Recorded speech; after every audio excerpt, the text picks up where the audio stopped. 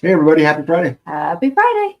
It is 33 degrees here, 24 degree wind chill, or they now call it real feel.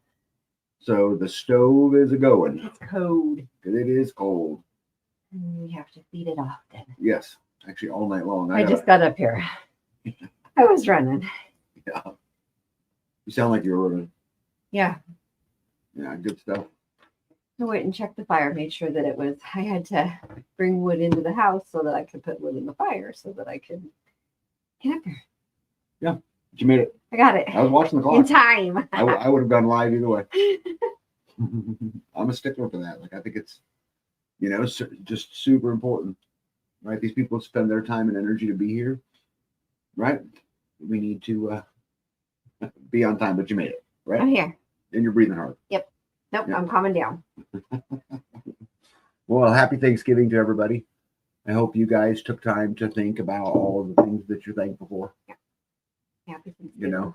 Because at the end of the day, that's really what it's about. I mean, we're going to talk a lot about Thanksgiving tonight, and I found it was actually sent to me, but found a really cool article on the history of Thanksgiving, and so we're going to talk about that a little bit and how it's changed over the years, and pretty good stuff. But probably should get some hellos in first, huh? Okay. Greatest name on the internet. Half Bubble Off Club is in the house. He also says down here that in Northeast Florida, it's 36 degrees. Cool. Yeah, that'd be cold for Florida. They actually have a fire going.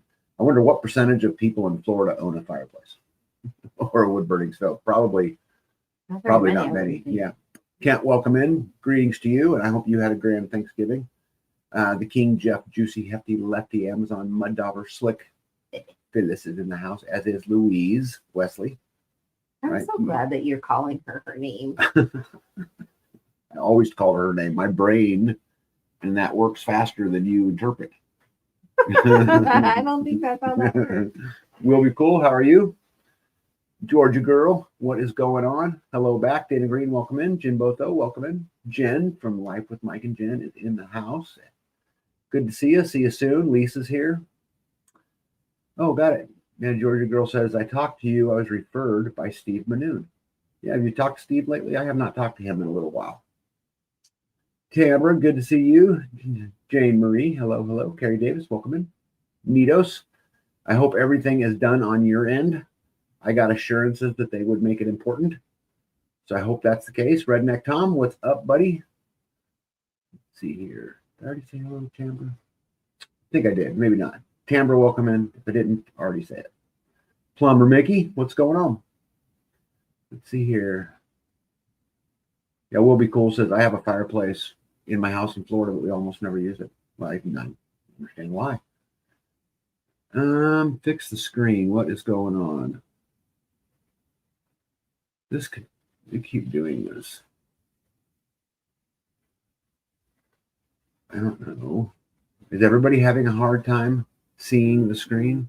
We did this last time, didn't we? Show vertical? Did you push something? No, I had this off, but let's see here. I'm going to wait till someone else tells me I'm messed up too. Well, what did you push Yeah, just a second ago? Louise says Lou is much easier, which I agree. David Strom, how are you, my friend? Mary Michelle, welcome in. Randy Yedens, good evening to you. They say can't see your face, can't see your face. Sharpshooter, welcome in. Stan Gunther, hello. Alice and Ashley Fitzpatrick, what's going on? Let's see here.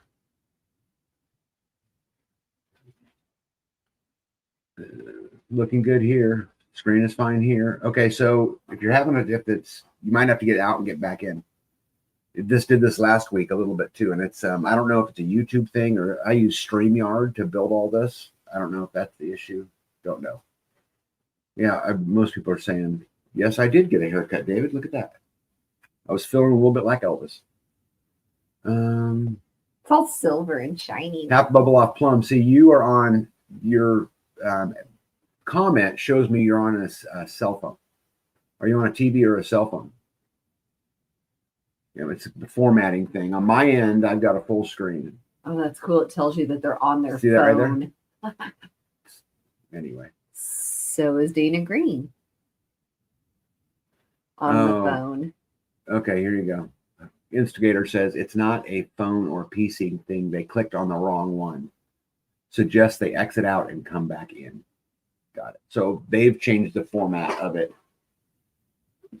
I don't really think I can change it. Thank you, David. Yeah, Dana Green says it's vertical. I wonder if I can. Here, talk to them. I'm going to see if I can get rid of one of these. Get rid of what? I'm going to see if I can find a way to stop the live. So, Dana Green and Half a Lock Thumb, if you can exit out and come back in. And David says you clicked on the wrong thing when you came in. Permatopia, welcome in. Says I got half my phone screen chopped off. Oh, because see, she's on a phone too. Yeah. If you click out and come back in. Yeah, I think it's the TV is fine. The computer was messing. All I did was back out and re-enter. So back out and re-enter. That's the only advice I can give you guys. Yeah, if it looks bad, shut off and reset. Fine in phone, I meant. Didn't help on phone. David says I'm a silver fox. I am getting more and more silver. He saw kinds of shiny. Full screen The now Half a Lock on Thumb says what? full screen on phone, but cut the TV's narrow. I don't know what to do about that. I wish they wouldn't have changed it. See, I have a theory that if I just deleted the live for the cell phones, that I would maybe, but it might take this whole thing down. Right. Let's not do that. Yeah. Whisper Creek, what's going on? Oh. Is that a new name? Mm-hmm. Or is that just because that's either somebody we know or something? But yeah. I think so. Okay, Nito says there are two different lives. One has a cell phone icon, the other one does not. Why they would do it that way? Well, you got to select which one you want. So click on the non-cell phone one. Yeah, it says I sent this in an email before. Somehow there are two different streams created on YouTube. One has the cell phone icon, one does not. And they want the one that does not, correct? Well, depends on if they're watching on their cell phone or on the. Oh, it's okay. So if they're on their cell phone, they have to click the cell phone version. I think. Otherwise, it will show up weird. Allison says it. Oh, I got to put that up there. Allison says it's fine. We can hear you and see most of you. Looks good on the big screen. Cindy, welcome in. Let's see here. YouTube had two to choose from. One was bad. Does that mean it worked for you? Did you just go back out and pick a different one? What a mess. What a mess. Dana said did it twice, not working. Yeah, Allison said, oh, yes, back out and re-enter on alternate option on TV, and it's all good. Oh, my goodness. Well, that way we know, so that for future reference, we can say what you have to do. But if we have to do this every single time, I had to close all the way out and then out of YouTube and then find you again. I'm good now. She says watching on Facebook works. So are the people that having issues this week the same people that had issues last week? I don't know. I didn't write them down. That's why I'm asking. Jen says if you're using a phone, choose the stream that doesn't have the phone icon. Yep, Helen says 2 lives came up. One had a cell phone next to it. I chose the one without the cell phone. Yeah. Jen says you can choose the one you want. Choose the one you want. And Jane says no, you can choose either one. Yeah, it started last week. Yeah, guys, if you have a problem, you can also watch it on Facebook. On my end, there's nothing I can do about it. So I'm not sure. What a mess. What a mess. Sorry, folks. Try F2, right? Right. The data said she did not have this issue. I have you on my TV, all okay, and my phone, all okay. Oh, what a mess.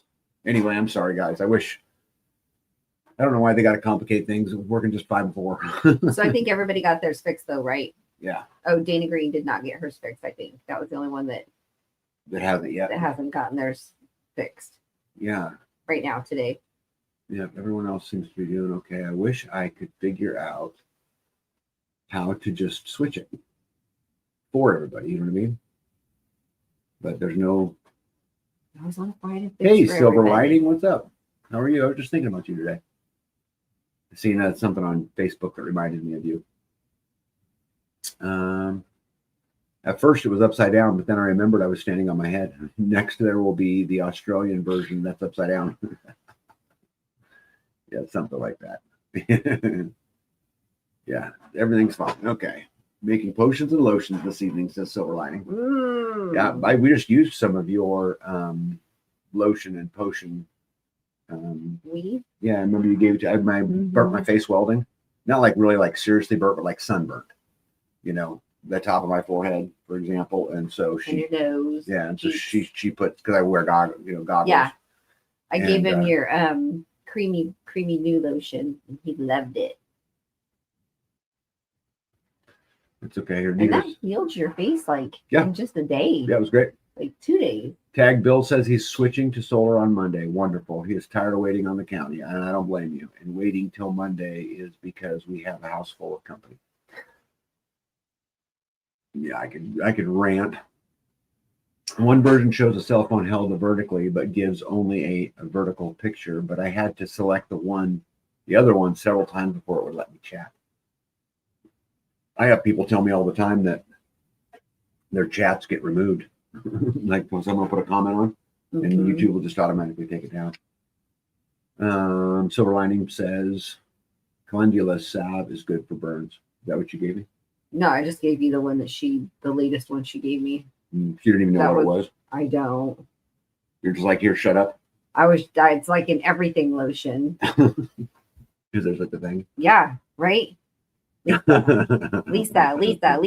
Oh, very good. Jen says Mario's already asking what he's going to do when he runs out of tallow. He loves it. Well, just have to get some more tallow, right? Maybe next time you guys come up. Tallow? Is that what the Lisa lotion? Is that what she's talking about? What tallow? I don't know. We'd just have to ask. I probably missed all kinds of hellos. If I did, I totally apologize. Oh, there's Skates Girl.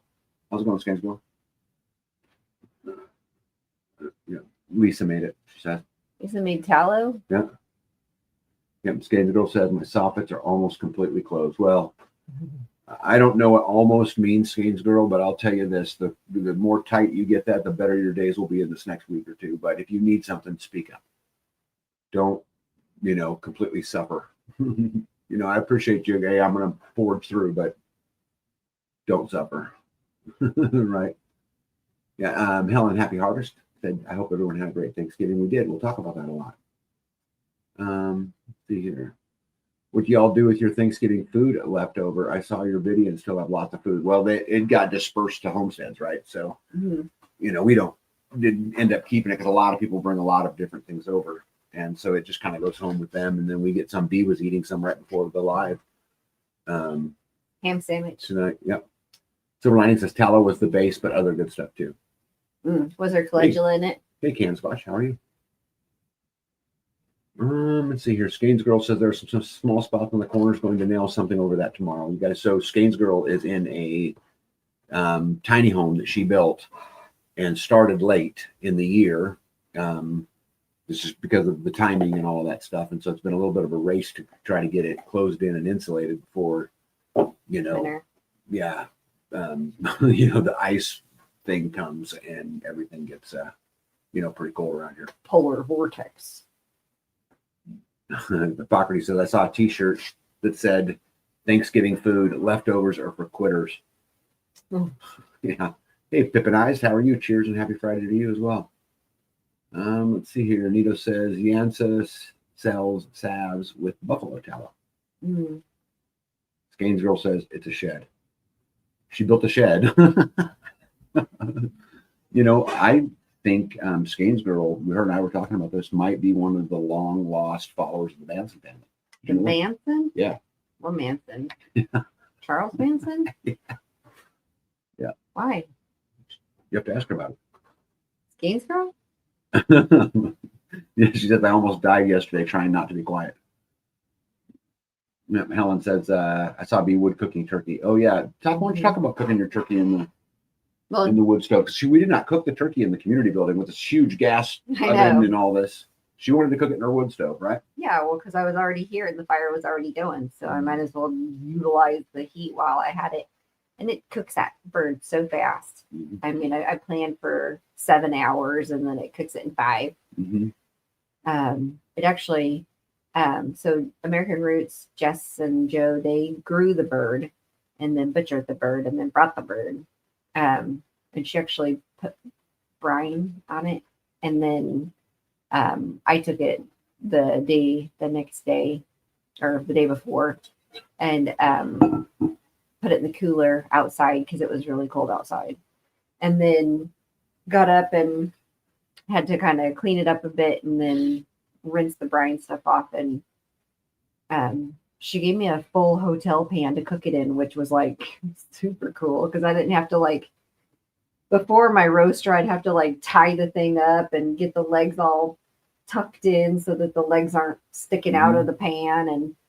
And I remember one year we had the George Foreman rotisserie. My dad had a rotisserie, and when he died, I got it. And it took me over an hour to tie that bird all the way up to get it to where it was all cinched up so that it would not flop. An hour? Yes, because it was like every time it would rotate, it would like flop if you don't get it all tight. And so Jess gave me a hotel pan and I put that in there. And then when she butchered her birds, she left one hole and then she took the other ones and cut them in pieces. So the breasts and the legs and the wings. And she gave me the parts to another bird. And I put two birds in that one hotel pan and then lowered the rack in my wood oven, which didn't realize I had this, but there's 4 options for the grate to go in and out. Well, there's 3 options, and then if you take the bottom one off, you could just set it on the bottom, is what I figured out. So I was able to raise it to the one just above the bottom, and then I put the turkey in there, and then I was able to like slide the potatoes up underneath there. So I got 2 turkeys, the green bean casserole, and the potatoes all in the oven inside the wood cook stove, which is a lot of food for a wood stove, I think. Mm-hmm. I was impressed. Turkey was fabulous. And it was we had it all done and ready, and we waited an extra 47 minutes for the neighbor. But everything else was all done and ready, and we had what are those pans called with the burners underneath? Chafing dishes. Chafing dishes? Not chafing. Chafing.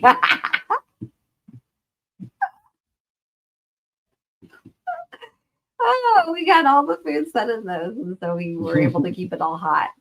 But we did not turn on the oven, the big gas oven, propane oven inside the warehouse. We did not do that at all. We had a grill out front, and we had it was packed. There was stuff on the outside, there was stuff on the inside, there was double-deckered stuff on the inside of the gas grill outside. Just trying to keep stuff hot because we waited an extra 47 minutes for the neighbor. Helen says she was wondering why you didn't tie the legs close to keep in the moisture. How did it taste? It didn't need to. It was the bottom of the pan was full of moisture. Yeah, it was super good. Wasn't dry at all. Very good. Yeah, was not dry at all. Hey, Wheat State dude, what's going on? Prockery says sounds like the oven used in the story Hansel and Gretel. Pack it in. Yeah, it was a super good Thanksgiving. I got some pictures I'll show you guys. Yep. And I did there were 3 people that did sweet potatoes, just different kinds. So I did all kinds of colors too. I did sweet potatoes, I did green bean casserole, I did rolls, and I cooked American Roots turkey, and then I cooked a small ham, just one that I had in the fridge. It was like that big. And then there were people who brought all kinds of other stuff. Somebody brought the stuffing. Oh, she called it dressing. And then noodles and lasagna and cranberries. Oh, that one cranberry sauce. Did you try that? Mm. It had like blueberries and apples, which I don't usually eat cranberry sauce, but I did actually take a scoop of that. It was actually pretty good. It had, you could taste oranges in there even. It was like a fruit salad. Tasted really good. Anyway, there are a couple different gravies, a couple different turkeys. This picture is the kitchen in the community center. And they're getting, this is that morning, they're getting ready for everybody to come over. And so this is just the morning, right, as we're getting started. And nobody's here yet. Just a couple of them who are, kind of Putting prepping. stuff up. Yeah, and those kind of things. But didn't miss nobody here. Silver Lining says, I sure hate that I missed you all. Yeah, we hate it too. Yeah, Jen says, it's dressing if you're Southern. Stuffing is what's in a teddy bear. No. Well, she said, no. She says, I'm going to bring stuff dressing. And I said, Hey, Homestead Twins, welcome in. Go ahead. Dressing, like a lettuce and dressing or stuffing dressing? And she said, stuffing dressing. Mm. I didn't Dressing know to it was me called would dressing. be ranch. That's why I was like, are you bringing a lettuce salad and then some dressing? Or are you bringing stuffing dressing? And she goes, stuffing dressing. Only in the English language do we have words that mean all Stuffing is different with a teddy bear. Well, it's 'cause things. didn't they used to like stuff it in the bird? Isn't that why they call it stuffing? Why would they call it dressing? You pour it over top of it. You should ask some of these Southerns in here, right? Why they call it dressing. Why do I you don't call have any it? idea. Why do you call it dressing? You dress the bird with it. You're dressing it. I think that would still be on top of, not inside of. Weed State Dude says, I'm glad you're setting up a nice self-reliance community in our county. I need to come meet you guys sometime. I'm ready. Come on. Let's get this thing done. But we are here 100% of the time. There's always something going on. What's the wheat state? Kansas is the wheat state. That's what I thought. So they're from here? Yes. And in fact, a good clue to that would be right there in our county. Well, come What happens on when over. what happens when you read a comment? And I you read the didn't. whole comment. I Isn't didn't. it amazing? Yeah. And when you read it, I was thinking something else, obviously. I was probably thinking why the blue jugs are sitting on the counter up there. Yep. Let's see here. Louise. Lou, how about that? Jen is absolutely Louis. correct. I grew up with dressing. Dressing. Yep. Stuffing. Stuffing is inside. Dressing is outside. Now, see, logically, that would make a lot of sense to me. Oh, because you cook it outside the bird? Is that why you mean that? Yeah. The Wheat City Dudes says we have a lot of mutual friends. I bet. Yeah, let's make it happen. Tamara said Mama called it dressing, Granny called it dressing, and Great Granny called it dressing. So it's dressing. It was a more polite, dignified way to term the dish. So saying dressing is politically correct.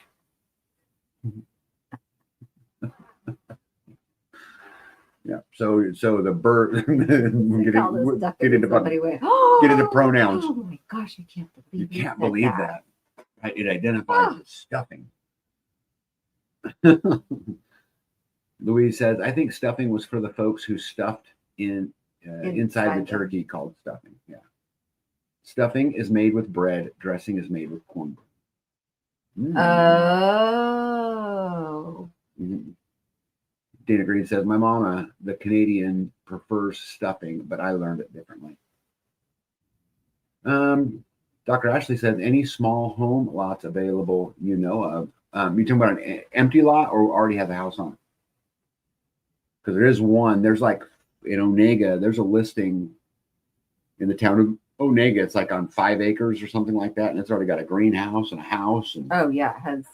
I mean, it'd be a great place for a homesteader. Let's see here. Half a Bluff Plum says dressing because it added to the plate. You are dressing the bird. Let me see. I'm not nuts. Says my grandma made dressing. She put raw eggs in it. I don't use eggs, and I call mine stuffing. Yeah, stuffing to me too. Well, if you want to avoid the wooden spoon from Granny, then you best be on your manners. That's probably true. In the end, it's all stuffing, as in stuffing my pile. I agree with that. Yeah, Dr. Ashley, there's a house in Onega, Kansas, which isn't too far from here. That's in kind of out on the edge of this county, but right at the beginning of the next county.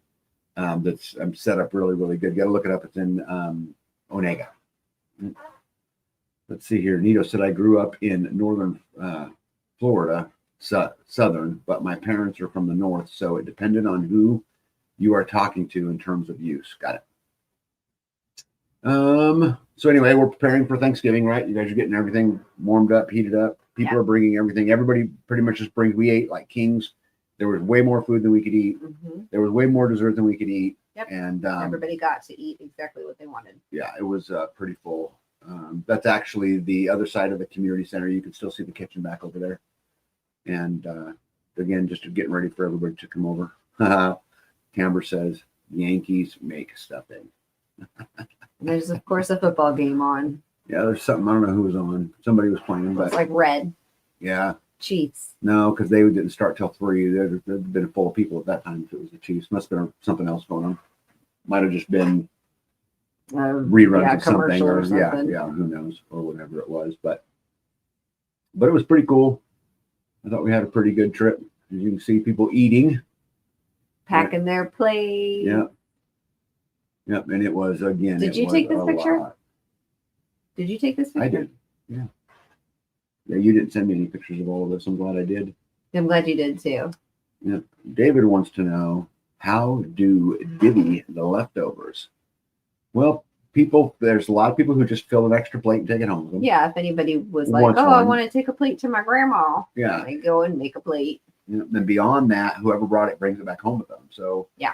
Like we had a homestead do the 2 turkeys this year. And so they took the turkey home with them. Right? Yeah. Whatever was left. And you probably took whatever green bean casserole or whatever you made. Ham and potatoes. Ham and potatoes back with you, right? Yep. Yeah. And the gravy. Hey, conserve friends, welcome in. Says, useless info. Stuffing was enhanced by the turkey's juices. The turkey was enhanced by the herbs of the stuffing. That's good. Oh, so you do both. Oh. That's the American way. One with cornbread, one with bread. Yeah, pretty good stuff, though. We had a really, really, really good time doing it. I'll tell you guys, I was sitting there just kind of enjoying it. I'm a people watcher by nature, and just watching everybody eat and, do their thing. And I was thinking about the Pilgrims, and I was thinking about the Indians, and I was thinking about the stories we, heard about in school, just about, coming together and, Plymouth Rock and, just everything, the whole thing that went on and how this is really no different. Here it's a bunch of pirates, there it was Indians and Pilgrims, but it was kind of neat and a little bit, what's the word I would use, humbling, I think, in a little bit. Did they used to come together and everybody would bring something and they would Well, at least that's the stories we were told, right? That's how it happened. But yeah, it was good. It was good to put things into perspective for me, because this is exactly why you build community, right? It's just stuff just like this. And, a lot of the community didn't come because they went to their families or they, they did whatever. But the ones who didn't, we all just kind of banded together down at the community building and had a big, gigantic meal. And it was, pretty cool. Yeah. Carrie Davis for the win says, but the Pilgrims didn't have a slip and slide. No, they did not. Yep. Let's see here. Data says, did you see Ontario passed that bad housing bill or whatever they call those proposals? I'm not familiar with that. I didn't read that. I've been a little preoccupied though. Like I got caught up on all the news yesterday and today, tried to anyway. And we'll cover all of that. But I thought it would be interesting if you guys didn't mind. So after going through this event and me thinking about Thanksgiving, I started thinking about, I wonder what the version of Thanksgiving that we get today versus the history of the Thanksgiving, and what actually came to be. And it was the Indians and the Pilgrims, and yeah, it was interesting. One of our community members sent me we have our own private Discord place where we talk. And anyway, sent it over for everybody to read. And I just saved it because I just thought it was such an interesting read. So it's long, but if you guys don't mind, I thought we could talk a little bit about the history of it and then talk about how it kind of changed, over time. Does that sound like a good idea to you? Yeah. So I'm going to get rid of me and B's face because it's easier for me to read. Okay. So on October 3rd, 1789, 6 months after ratifying the nation's new constitution, a grateful Congress packed with recent war veterans called on its first president to express its thanks to the divine creator who shepherded the new nation through the trials and tribulations. Though I walk through the valley of the shadow of death, I shall feel no evil. Washington agreed and promptly issued a formal proclamation of thanks, which you guys see I put over there for you guys to check out, which became the birth certificate of the first official American holiday.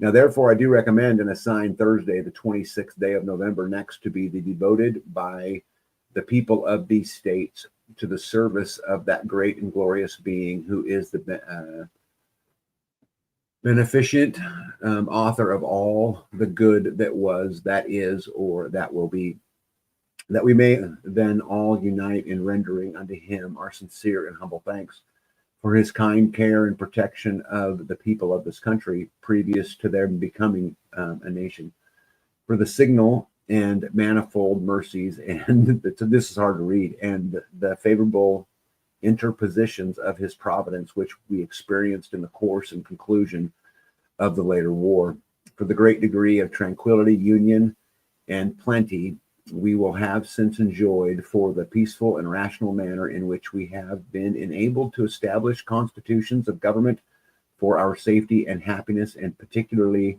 the nation one now lately instituted, for the civil and religious liberty with which we are blessed, and the means we have of acquiring and diffusing useful knowledge, and in general for all of the great and various favors which he hath been pleased to confer upon us, and also that we may then unite in mostly humbling offerings of prayers and supplications to the great Lord and ruler of nations, and beseech him to pardon our nation and other transgressions, to render our national government a blessing to all people, and constantly being a government of the wise, just, and constitutional laws, discreetly and faithfully execute and obey, to protect and guide all sovereigns and nations, especially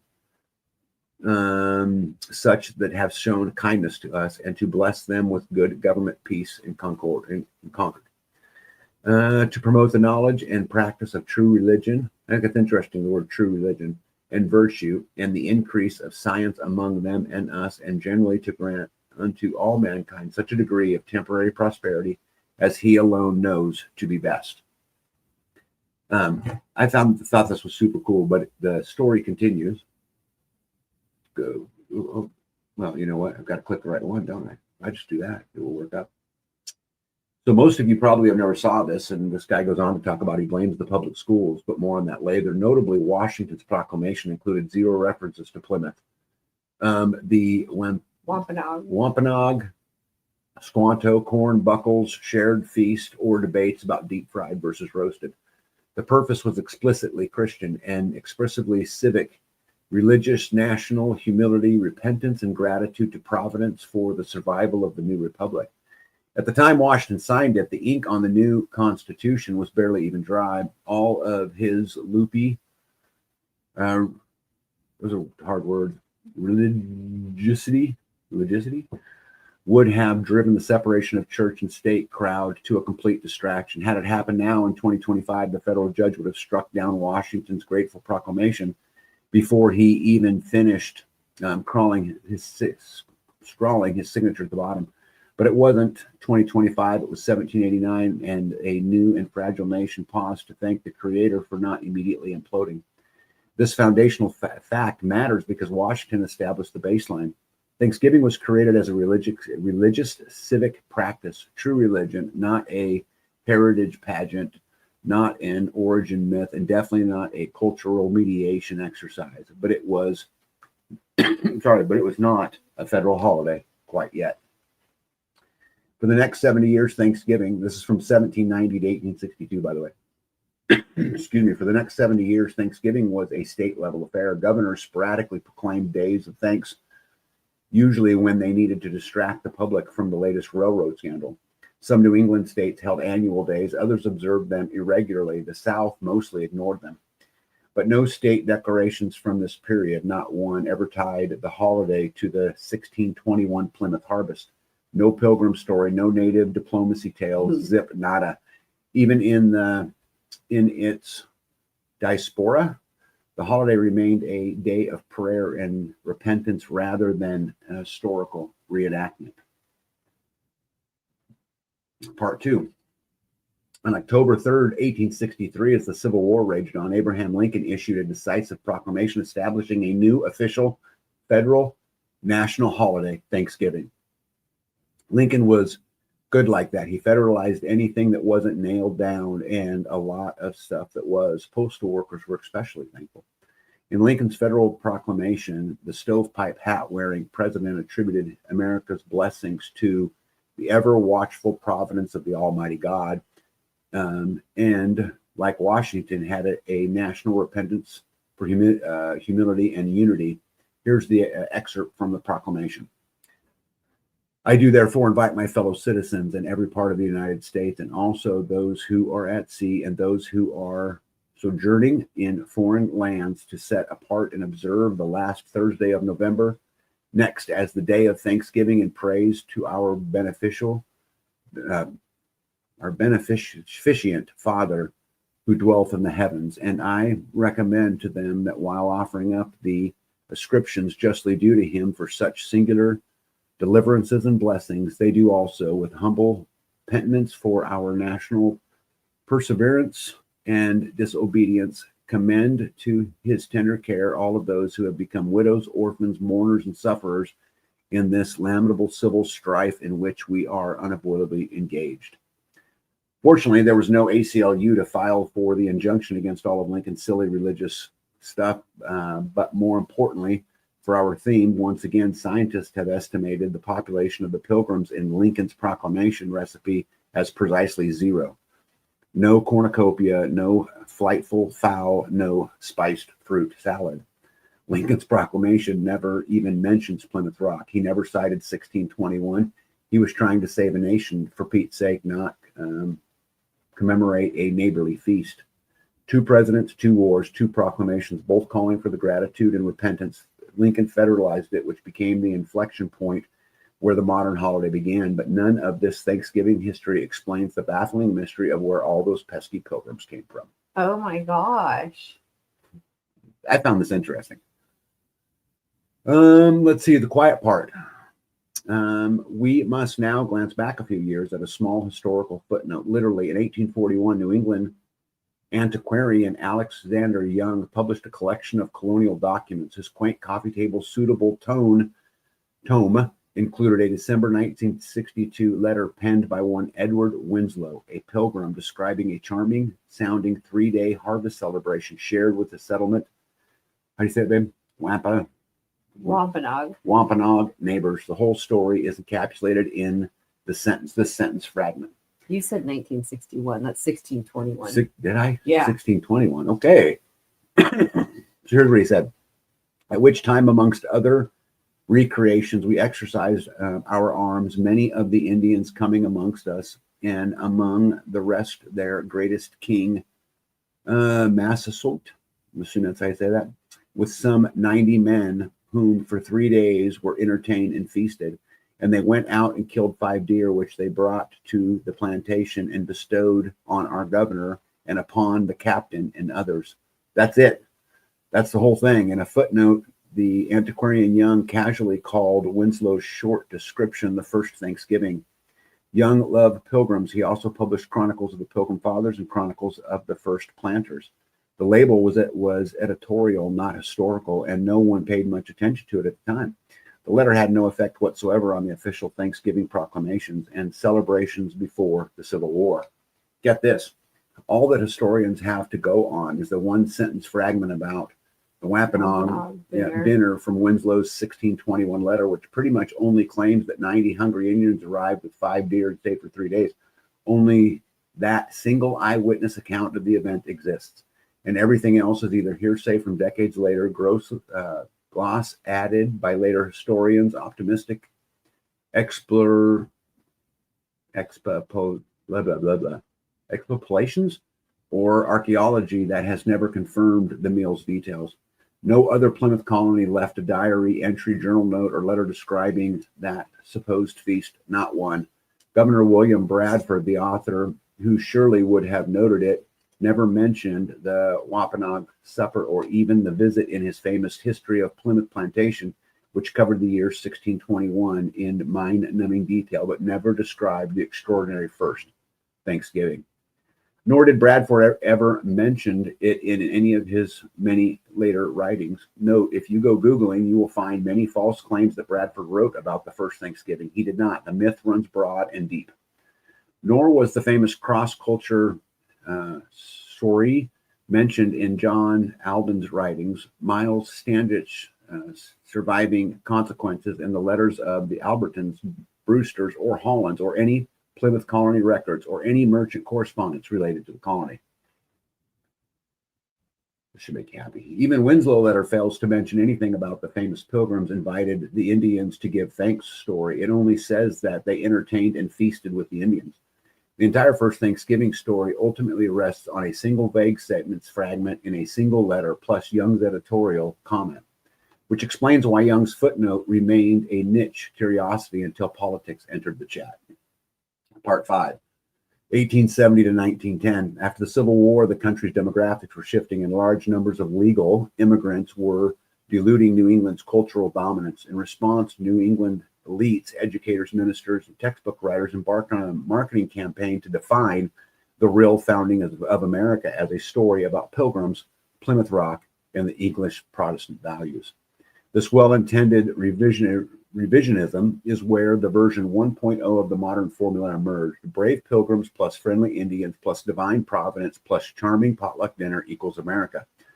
But it was always just a pleasant founding fairy tale. Between 1870 and 1910, progressive era school books began aggressively inserting Plymouth into the Thanksgiving story.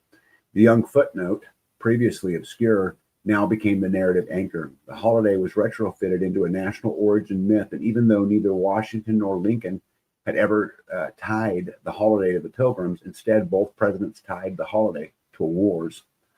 Somehow Washington and Lincoln were stuffed down in the footnotes, and the industrial age textbooks elevated the quaint Pilgrim fairy tale to a full chapter. This is where the Pilgrim narrative got its cultural passport. Pilgrims and Indians breaking bread was still always just a sweet, harmless Thanksgiving story, like Rudolph the Red-Nosed Reindeer saving Christmas. It was a greeting card meme at first, but then the liberals got a hold of it. What do you think? 1910 to 1945, with industrialization came the industrialized public school, mass-produced national textbook contracts, and the rise of civic holidays to help Americanize millions of new immigrants. Thanksgiving was the perfect vehicle. Textbooks standardized the Pilgrim story. School pageants cemented it with morality plays. Hallmark diligently printed it. Norman Rockwell cheerfully painted it, and children everywhere made construction paper feather headdresses that would later trigger woke historians and cause them severe emotional distress. The Christian God hadn't vanished entirely, not yet. He was just assigned to the kiddie table and given a small, polite serving spoon. Meanwhile, in 1939, not at all acting like a king, President Franklin Delano Roosevelt summarily shifted Thanksgiving back a week to stretch out the Christmas shopping season. Many states refused to follow him. For 2 years, America had 2 different Thanksgiving dates, depending on the state. In 1941, Congress officially set the holiday as the 4th Thursday in November. After World War II, the globalist communist revolution shifted into high gear. McCarthy chased Reds around the State Department. Democrats chased McCarthy around the state. The United States mysteriously experienced a severe bout of secularism. Bibles and prayer were banned from public school, and the final leftovers of faith from the nation's Washington Lincoln tradition were scrapped into the historic after-dinner trash can. The new Thanksgiving pilgrim myth was baked into perfection, bubbly sweetly into a delicious parable and multicultural harmony. Pilgrims, Indians, peace, cooperations, and pumpkin pie. As for Washington and Lincoln's religious traditions of prayer and repentance, well, they were given the bird, the middle finger one, not the goblet. Washington's author of All the Good That Is, That Was, and That Will Be, quietly erased from the cookbooks. Children's the beneficent Father who dwelleth in the heavens sanded off the Thanksgiving table. By 1954, Dwight Eisenhower first started pardoning turkeys on television. Thanksgiving had completed its metamorphosis into a charming civic fable with all the depth of a Hallmark movie and none of the theological clarity of Washington or Lincoln. From 1945 to 1970, progressives and all pilgrims and Indians know God plus a new turkey pardon. We started with 0% pilgrims and 100% Thanksgiving to the divine creator and somehow wound up with Thanksgiving that feels like a DEI refresher module with better food and a celebration of conspicuous consumption plus an appointment with the treadmill. Don't get me wrong. I was raised on pilgrims and Indians. I made construction paper headdresses in school. It's a great story. Furthermore, the New England Protestant elites who started the whole thing going had good intentions, but the liberals effortlessly stripped off the pilgrims' religious motives and turned the whole thing into a way for the colonizers to thank original landowners with roasted turkey and stuffing. Like those who lived in 1789 and in 1863, we are also veterans of a great war, a bioengineered war waged against us by co-opted parts of our own government. We are thankful for our Creator for shepherding us through this terrifying ordeal and delivering us from our enemies. We repent from our national sins and led to exorbitantly to the very disaster from which we needed to be saved. Let us now recommit to teaching our children the true story of Thanksgiving and not the progressive myth. Enjoy your non-offensive pilgrim means and sickly sweet Hallmark movies, but stick Washington, Lincoln, repentance, and God's great providence back on the dinner menus. Thank God for America. What do you think about that? That doesn't surprise me that they basically turned it to consumerism. It really is consumerism. Trying to get it to I thought what they want it to be. I thought it was interesting how, according to this research, which again is so hard to tell, right? Who do you know is real, right? Right. I mean, you always got to question that, but that Thanksgiving was really a day brought on by wars, right? And it was about thanking God for your survival. And it turned into the Norman Rockwell or whatever it is. Let's see here. Postmodern Soapbox, what's up? Says, thank you for the proclamation. That was cool to hear. Happy Thanksgiving to you and all your community. Amen. Let's see here. Trying not to think about my entire life built on myths. Bummer, it took 60 years to wake up. God's in control. Isn't it crazy? So once again, indoctrinate the young and it becomes the new speak truth. Right. It's Norman Rockwell's 1984. Right? They want us to believe something that isn't real.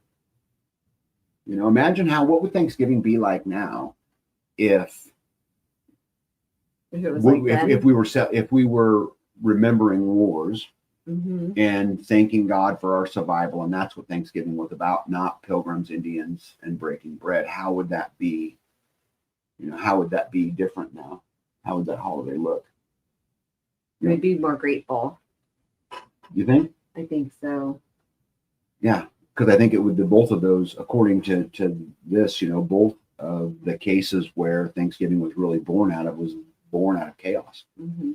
It was born out of struggles and survival. Yeah. It was a way to say, hey, be thankful for where you're at, kind of along the way.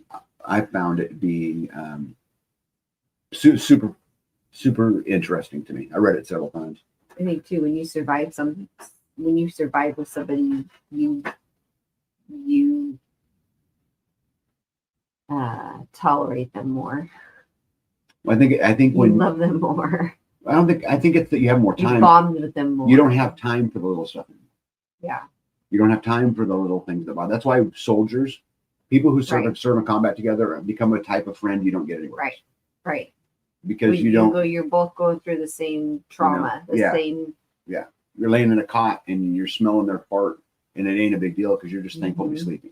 Yeah, You know, and to be alive. right. You know, you just that little stuff you just don't have time for. Can Squatch is getting some sleet in KC. Yeah, it looks like for us it's going to go right above us and right beneath us, but we're not going to get. It was much. sleeting. Was it? Yeah. It was I sleeting don't here. think we're supposed to get much. Nito says, religion is being pushed out of every part of our lives. I am sure it is to make the populace easier to control. Oh, 100%. Absolutely 100%. You know, they want to be your king. They want to be the master. I can assure you of this. You know, as long as we pay homage to the state, right, they got no problems. Camber says, Thanksgiving has always been family getting together and eating and playing football in the front yard. Now, I think it would be very interesting to see what it would be had we kept to those original roots according to that document. Yeah, Right. I think maybe we should. Mm-hmm. Well, I think maybe we should start challenging a lot of the holidays. You know, I was thinking about that as I was cooking part of my food, thinking, you know, as the Jehovah's Witnesses don't believe in Christmas, they don't celebrate Christmas, they don't celebrate Thanksgiving, they don't Mhm. celebrate, you know, the holidays. And I was going, huh? Maybe it's because what they've changed them to. Right. Amazing how those eyes get open, huh? But for you, it's got to be kind of like a holiday every day, right? It's just rainbows. I mean, Yeah. I mean, you get to live on permanent vacation, and then you have me. I know. I mean, And you. I'm thankful for it all. The Blatt says, welcome, by the way, says, hard to stand up if the ground you stand on is shifting sand. This is true. And the system is designed for it to be shifting sand. Right? They don't want you to get out of it. I'm telling you, the very best thing is that every citizen works really hard, gets as in debt as they can get, you know. It's a very Gets best on their energy board. Yep. Yep. Eats their nourishment cube. Yep. Goes. It's the very best thing for the system. The system's designed for infinite growth. And so because it's designed for infinite growth, they want you in it as quick as they can get you in it and keep you on it as long as you can until you're no longer useful. Then they want to get you into Social Security and get you off the dole and off to the next deal. Yeah. And wash, rinse, repeat. I tell people this all the time. We are not designed to pay for the government. We're designed to power. And that's it. 100% true. Money is nothing more, but it's true. Sucks. Babe, it's true. You say that, it feels yucky. It is yucky. Ugh. Money is an exchange vehicle for energy. Yeah. That's all it is. And you got to understand that. And so knowing that we're the battery, right? We're the battery that powers the country. We don't pay for it, we power it. And the better, I think. That's why they wanted the women in the workforce. Of course, more batteries. Yeah. It didn't matter that everything else suffered. Right? And, you know, part of the, you know, getting everybody on processed foods and all of those things, you wouldn't have to live quite as longer, which means Social Security wouldn't pay out quite as much. And you had an aging populace. And, you know, it's just all about the battery. Well, and too, if you make them sick, then you can sell them more stuff. The silver lining says, I'm thankful every day. David says, I need to take a shower. Yeah. Nito says, starve the beast, which I think is the perfect response. I think we have to focus on starving the beast. We need to focus our energy, put our power, put our battery to use in what makes our life better. What, you know, gives us a life of meaning and purpose, you know. That's where our energy should get spent. You know, it's amazing how many people I know who will go to great lengths to impress a total stranger, but will put in the very minimum they can for their husband or wife. Right? We've got it totally backwards. Yeah. Right? We should be investing our battery in the stuff that matters directly to us. Because none of us are gonna get out of here alive. Right? We're all gonna die. So Right. So what'd you get along the way, and what life did you lead along the way? Right. Right. And what that stranger remember about you? Mm-hmm. Right. Do they even care? Because the chances they don't. Right. I promise you, people don't think about any of us as much as we think they do.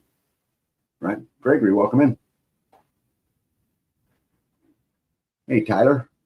Tyler Durden says an entire generation pumping gas, waiting tables, Slaves with white collars. Advertising has us chasing cars and clothes, working jobs we hate so we can buy things we don't need. Perfectly. You know, I'm usually pretty quick with my words, but I could not have said that better. That's pretty exactly. You know, we are the battery that powers the system. That don't feel good either, Tyler. No. But I mean, here's your choices. You can keep powering it. Yeah. Right. Or you can put that energy to work somewhere else, or put it to work somewhere else. Right. You know, if you know, so crazy, knowing what I know now, you know, if I could go back, I would have done whatever job I had to do to get out of it. But my mission would have not been the new purse and the nice car. My mission would have been, how do I get out of it? How do I put all of my work and energy? Yeah. How do we get be a wallapini? How do we bury a room? Yep. And make it look like trees. Yeah. Jen says monkey butter on leftover homemade biscuit is something to be thankful for. Oh, I I think we have her monkey butter, and we have homemade biscuits. I haven't eaten in so long. I don't remember what it's like. I brought you leftovers. You just didn't want to eat them. He does not eat leftovers. That's not true. Depends on what it is. Just depends on what it is. Nothing I brought up. Yeah, no. Let's see here. Instigator says every time I hear someone talking heads saying increasing cost of housing, I yell at the screen, build smaller. Right. No. David says studying and questioning history is super helpful when we focus on the solutions. Thank you. Yeah, well, I think it creates a great talking point. You know, this would be a great thing, like an article like that would be a great thing to read in the community, just sitting around a table. Yeah. And then having a talk about, well, you know, what is it really about? And do we have are we applying the energy coming out of our battery in the appropriate place? Right. You know, and it was super good for me. I really enjoyed kind of going through that. It makes sense. And it doesn't surprise me. Maybe what we should start doing is let's work on creating our own traditions instead of the traditions that are handed down to us by both the left and the right. You know, that article was hounding on the left pretty good, but I'm going to tell you, they both do it. It ain't no different. But instead of celebrating the way that the deciders want us to celebrate, right, by the standard the deciders want us to, you know, you got to spend this amount of money on Christmas, and Thanksgiving isn't Thanksgiving without a turkey and stuffing and this and that, and you know, all of that. And we start changing that and look into our own families and our own communities and say, hey, how do we make it different? Right? Do we do things different to really put our attention back on the things that are actually important? You know, I don't know. Tyler says, we're the middle children of history, man. No purpose or place. We have no great war, no great depression. Our great war is a spiritual war. Our great depression is our lives. Yeah, ouch. Aren't you just a bubbling factory of positivity today? You're in good hand. While prep cooking with my stepdaughter on Wednesday, I was pulling things out of my various pantry areas. Her jaw dropped multiple times. I told her if anything happens, we have at least a year's worth of food. Good for you. She didn't know that already? Mm-hmm. Silver Lining says, one of my sweetest little friends asked me why I was eating chili again, meaning we don't eat leftovers. Actually, chili leftovers pretty good. I'd put chili up there on the leftover list for sure. There's two things on the leftover list. What's that? Well, chili. You're just making shit up as you go. Well, I'm sure there's probably something. She's making it up as she goes. If he doesn't know that it was leftover. No, there's many times where I would prefer it wasn't, but I just deal with it because my choice is to eat that or starving. My husband's starving. You know, Tyler says we've all been raised on television to believe that one day we'll all be millionaires and the movie gods and the rock stars, but we won't. And we're slowly learning the fact, and we're very, very pissed off. I think this is actually a great point, is that I know a lot of people who are pissed off. You know, I've been talking a lot to people looking to help on a homestead. And I feel bad for them in a lot of ways because it's becoming almost unreachable for a lot of people. You know, it's because it's so far out there, you know, and it's not because they don't go work hard. I know a lot of really hardworking people. Is it now just takes a lot. And, you know, and so I kind of get that. I kind of get that point, you know, Nito says, B, she didn't realize the extent. Hasn't been here for years. Give something to think about while she's laying in bed, you know? Oh, the granddaughter. Jen says chili Or and the stepdaughter. tray that still has cinnamon rolls in it, not technically leftovers. Yeah, and Gregory says chili is better leftover. Yeah, that's why I said I'd definitely put chili on that list. All right, baby, we want to keep it trucking. What else we got going on? Let's see here. We don't want to remove that. I don't know what you're doing. I know what I'm doing. What have you been working on? I've been painting the closet. This is the closet. In pod 4? This is the closet in pod 4. Baby, you've been working on this project for 3 years. You got to tell them. I mean, there's people who have grown up, gotten on Social Security, and died since you started this project. No, come on. This is one of the pictures of the closet. It's like, how big is this room? You mean to give you a different picture? Yeah. Yeah, those pictures look weird, but you took them, so. Yeah, and it was kind of dark in there. So I got all the white painted, one coat. It still needs another coat. So all I need to do is go back through, paint the white again, and then paint the drywall. So the ceilings are painted. I don't think that. Oh yeah, there's one little corner. There's one triangle that has the wood on it. The picture closest to me is underneath the stairs. I made be a shoe closet, basically, out of it. The other picture is the right-hand side of the closet, and I don't know. Nope. The last picture I got for that. Hey, Carrie says, what is the American dream? Well, I think according to whom? Right. And that's the thing, is that, I think you got to put the American dream as the second sentence, when the first sentence should be, what is liberty? Right? What is freedom? And, so I think living life according to your terms is freedom, and liberty is those wishes confined by morality, right? And so I think, to answer the question, the American dream should be, for some people, would be living in a high rise in New York, right? Mm. For some people would Not be me. right. Some people would be out having a farm. And do you have equality in opportunity, right? Not in result. There's no such thing as you can never have. Oh my goodness, what's going on here? Lisa says, "I give up. You're cutting out so badly." Anybody else having a problem with that? I don't think so. Anyway, so my question to the American dream is, what do you want it to be? And that was supposed to be the American dream. You can do what you want, but clearly we can't do that.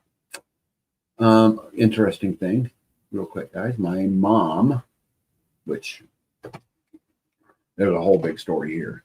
My mom is kind of the crazy cat lady, but she only has one cat that lives in her house with her. But she feeds and nurtures all of the stray cats in the town. Not all of them. Man. She caught in like one weekend like 13 cats. And there was the trap and release program that they come and they neuter them and then they throw them right back out. Well, she still feeds them. Yeah. So the county will come get them, have them neutered or spayed, but they'll bring them right back. So anyway, she collects cats on the outside of her home because she feeds them and all of that. And so she has been on me lately over the last couple, month or so, and been saying, "Hey, will you please build me a cat house? It's gonna be cold. Because it's going to be cold, and I want the cats to have some shelter." And I'm like, "Mom, first, I'm not doing anything until you get written approval by the people that I can't believe you did that the first place. I'm going to get her thrown out of the apartment. Then what happens?" This is called foresight, B. Okay.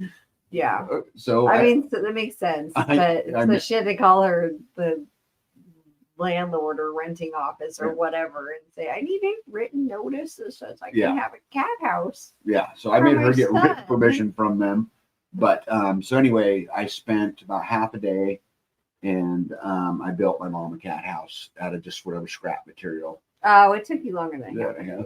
No, really. A lot of it was paint drying and doing other things. You were out there for a good week. Oh, where am I going here? There we go. You should not have put cats on it. Why? That says I'm a freaking cat house. Oh my goodness. OMG. This says there are cats in here. She's got written permission. Yeah, but what a way to throw it in their face. That's how I am. You gave my mom permission to have cats. You made me build this box. Yeah, You're going to look at it. David wants to know when mom's going to move in. Yeah. Apparently, as soon as they see this box. Pod 4 is ready for mom. Carrie. Carrie. No. Oh my gosh, I cannot believe you put cats on it. Yeah. I mean, it's adorable. It's so cute, but shit. So she had some special requirements in it. So it's got 1.5 inch insulation all the way around on the inside. So Yes. it's all insulated. I needed to make sure that she could lift the lid because she wants to be able to change. She wants to put hay and stuff in there and be able to change the bedding. And my mom doesn't walk very good. So I have to make it elderly. So the lid actually faces her chair where she sits at, right? So she'll be able to open it and to be able to take care of it. She wants to be able to peek in on Yes. them. But she also wanted an entrance to turn the corner so that where Yeah. all the snow piles And the wind doesn't and blow the wind right doesn't in. go. Yeah. So I had to make this other little building on the side, right? Why is it so long? So the cats could get in, Right. right? So the cats will go in that little door and they'll go in there and they'll turn the corner and then they'll have themselves a cat house. So which way does that face? So the opening Faces would south? you know, it faces to the east. You'd be coming from underneath her chair. Her chair would sit right here. Oh. So, so it blocks all the weather, you know. Okay, so at least the side that is facing towards the rental office Only has window one cat. only has one cat. It's not like, look at all these cats playing on this box. And she might be able to put a plant in front of that. You know, so there are people here that feed and put out water for feral cats. Aggravates me because I have to deal with them going after my chickens. Yep. Yep. Will 13 cats fit in there? I have no idea. And frankly, it's not my problem. The good news is I went They over. were like kittens. some She of them. has a concrete pad behind her back door. She's got a chair where she sits. So I went and measured the space. So Mhm. this will fit perfectly along and behind her chair. And she has this chair she sits on outside Yes. and catches sun Yes. So anyway, and smokes her cigarettes. yeah, it ought to be good to go. She ought to have a cat house. And You did a good job. That's really cute. well, the cool news, I built it all out of scrap. I didn't go buy anything. It's the same color as our house. Well, it's because that's what was left over in paint. Like, you know, and I actually called her and asked her, I said, hey, you want to paint it? She said no. She said, no, Yeah. I don't want to paint it. So I said, okay, what do I got? So I had this much in the bottom of a can. It got that color paint. I like So- that you elevated the lid so it doesn't collect water. So the water doesn't sit Mhm. on it. That was a good idea. Mhm. And so she can't just stick stuff on it, By design. like collecting Her stuff. coffee cup will not sit, it will fall off. So it can't be a collector. So anyway, I'm always worried about that. You know, I want to play the long game, and you know, that definitely isn't it. Right. Yeah, you did a really good job. I'm glad it's done. It was just, again, it was scrap. It was quick, you know, glue everything together and, you know, staple it all and get it all ready to go. And I'll try to maybe drop it off tomorrow or something like that. It's sitting in my shop Was right it now. dry? I don't know. I've been out there all day, but I would assume so. It's pretty cold though. So, Mm. but it was just meant to be temporary anyway. Right. Until she gets the habit of collecting giraffes or something. Giraffes? Yeah, whatever. What else? I told you guys on Sunday, the 30th of November, I'm speaking in a online event at bhnuniversity.com with the Braveheart Nation is hosting it, and it will have Dr. Derek Wolf, then Honeycutt, Jim Gale, Dr. Andrea, I'm going to totally butcher this, Nanzarenko, Rob Youngkins, Nicole Scott, Pat Militich, Marjorie Wildcraft, Emily Mock, Derek Lamons, and of course, Tag That'll be cool. will be there. That'll So be fun. That's in 2 days. yeah, I've actually, it's already been sent. I already recorded it. Oh, It's all online, so it is already done. So So everybody already did theirs? I would assume they got them all. Because what they do is they put it in and then they go through and they edit them all and they put them in a online, tutorial. And then what they're going to do is they're going to wait a little bit.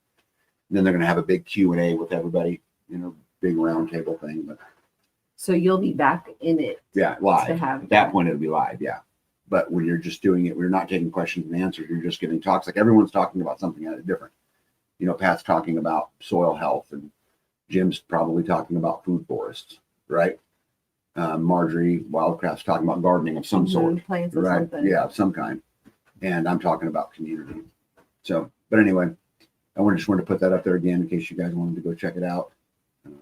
I will release the video of my speech on my YouTube channel, but I'm going to wait for their event first. So you'll do it on Sunday? Yeah, I'll do it After 3:30? Yeah, once it's over, I'll release it. Since they had it already recorded anyway. And then the Freeman Festivus is coming up, which will be January 3rd. And we're just going to all get together, have a bunch of food. There's still lots of debate about what's going on, right? What we're doing, yeah. How long it will go, all of those kind of things. But we'll should have ourselves a good time. So here, David says, Jim Gale is quite impressive. I'm currently studying about how to become more sovereign. Oh, I'd love to hear how your answers to how to become more sovereign. That's not an easy task. When I started this journey, I thought it might be an easy task. Like, oh man, all I got to do is, go get off grid. And if I can get off grid, I won't have an electric bill or a sewer bill or a water bill. That's what I thought too. Yeah. I was like, and then, whoa. Then it was, hey, you know what? Let's get our food under control. We grow a ton of food. We have more food that gets thrown away than what we consume. Given away. And given away or fall off the whatever, right? Animals, yeah. People. We help a lot of people. Yeah. So, and I thought that was the answer. And the more you get into it, the more you realize you're so tied to it in so many ways, whether it's buying a cattle pen or, a fuel filter, you have to play in the system some. Gasoline. Yeah. You're going to go somewhere, you're going to ride your horse. Right. But even that, the horse will need shoes. Right. Or right. Or your bike, your walk, your shoes. Yep. You still need shoes too. Yep. David says off-grid's part of the solution. Yes. Off-grid is part of it. Off-matrix is a whole nother thing. Which we did not even realize that was a thing back then. No, we had to learn it. Jen says, free pallets of chicken feet get delivered. Yes. You got anything left, by the way? There's 3 packs in the community building warehouse. All right. Not community building. Yeah. It's a warehouse. Yep, sounds good. You want to get to the good news since it's an hour and 12 minutes in? Sure. Right. We have good news. Yeah, there's always good news. The first one isn't good news at all, but then they get better as it goes on. Though. Good. You excited about that? Yeah, we're going to start with the bad news. Okay, well, we probably should remove that one. There we go. How about that? Let me see. I'm sure you guys have heard the news that 2 National Guard soldiers were shot. The young lady, the first little post up there was from her dad, and he was talking about how he was holding her hand and that she wasn't expected to make it, and she did pass. And the second one is obviously still in the hospital. And it's sad to me, as a former soldier, it's hard. The young lady volunteered to go do patrol that day. And this is in Washington, D.C., so that another soldier could go home and have Thanksgiving with his family, And I'm going to tell you, I know a lot of veterans, and they're good people, man. They're not all good people, but what were they doing there? They were just patrolling the streets. Remember, Trump has sent National Guard troops to many cities, and so they were on patrol, and somebody came up and they didn't see him. Yeah, open fire, and she was hit, fell down, and then he executed her. And pretty quick, and a third National Guard soldier come to the scene armed because she was unarmed, which is crazy. Why would you have that? That's the stuff that pisses me off. If you're going to do a job, let them do the job. We don't handcuff them. But anyway, then you get into the whole talk about armed troops on U.S. soil, and where was the police, right? And the problem is that you have a city who is actively working against Trump, right? And so you've almost got like two different forces battling, kind of in the same place. So these guys are not. So if they're on patrol, they're not allowed to carry weapons. I think that it's I don't necessarily know, we go so far to say they're not allowed to, but they're given an order. Most troops, babe, that you see in the United States walking around, their guns are probably not loaded. That's Because they don't want an accident. insane. Yeah, But anyway, this is incredibly sad to me, but there's a lot to the story. And, the more that I've read into it, specifically today, because I spent a bunch of time on it getting ready for all you fine people tonight, the more, it kind of makes me angry. False flag exposed Sarah Blackstrom's, which that's the lady of the that died. Her name was Googled in Israel days before her murder.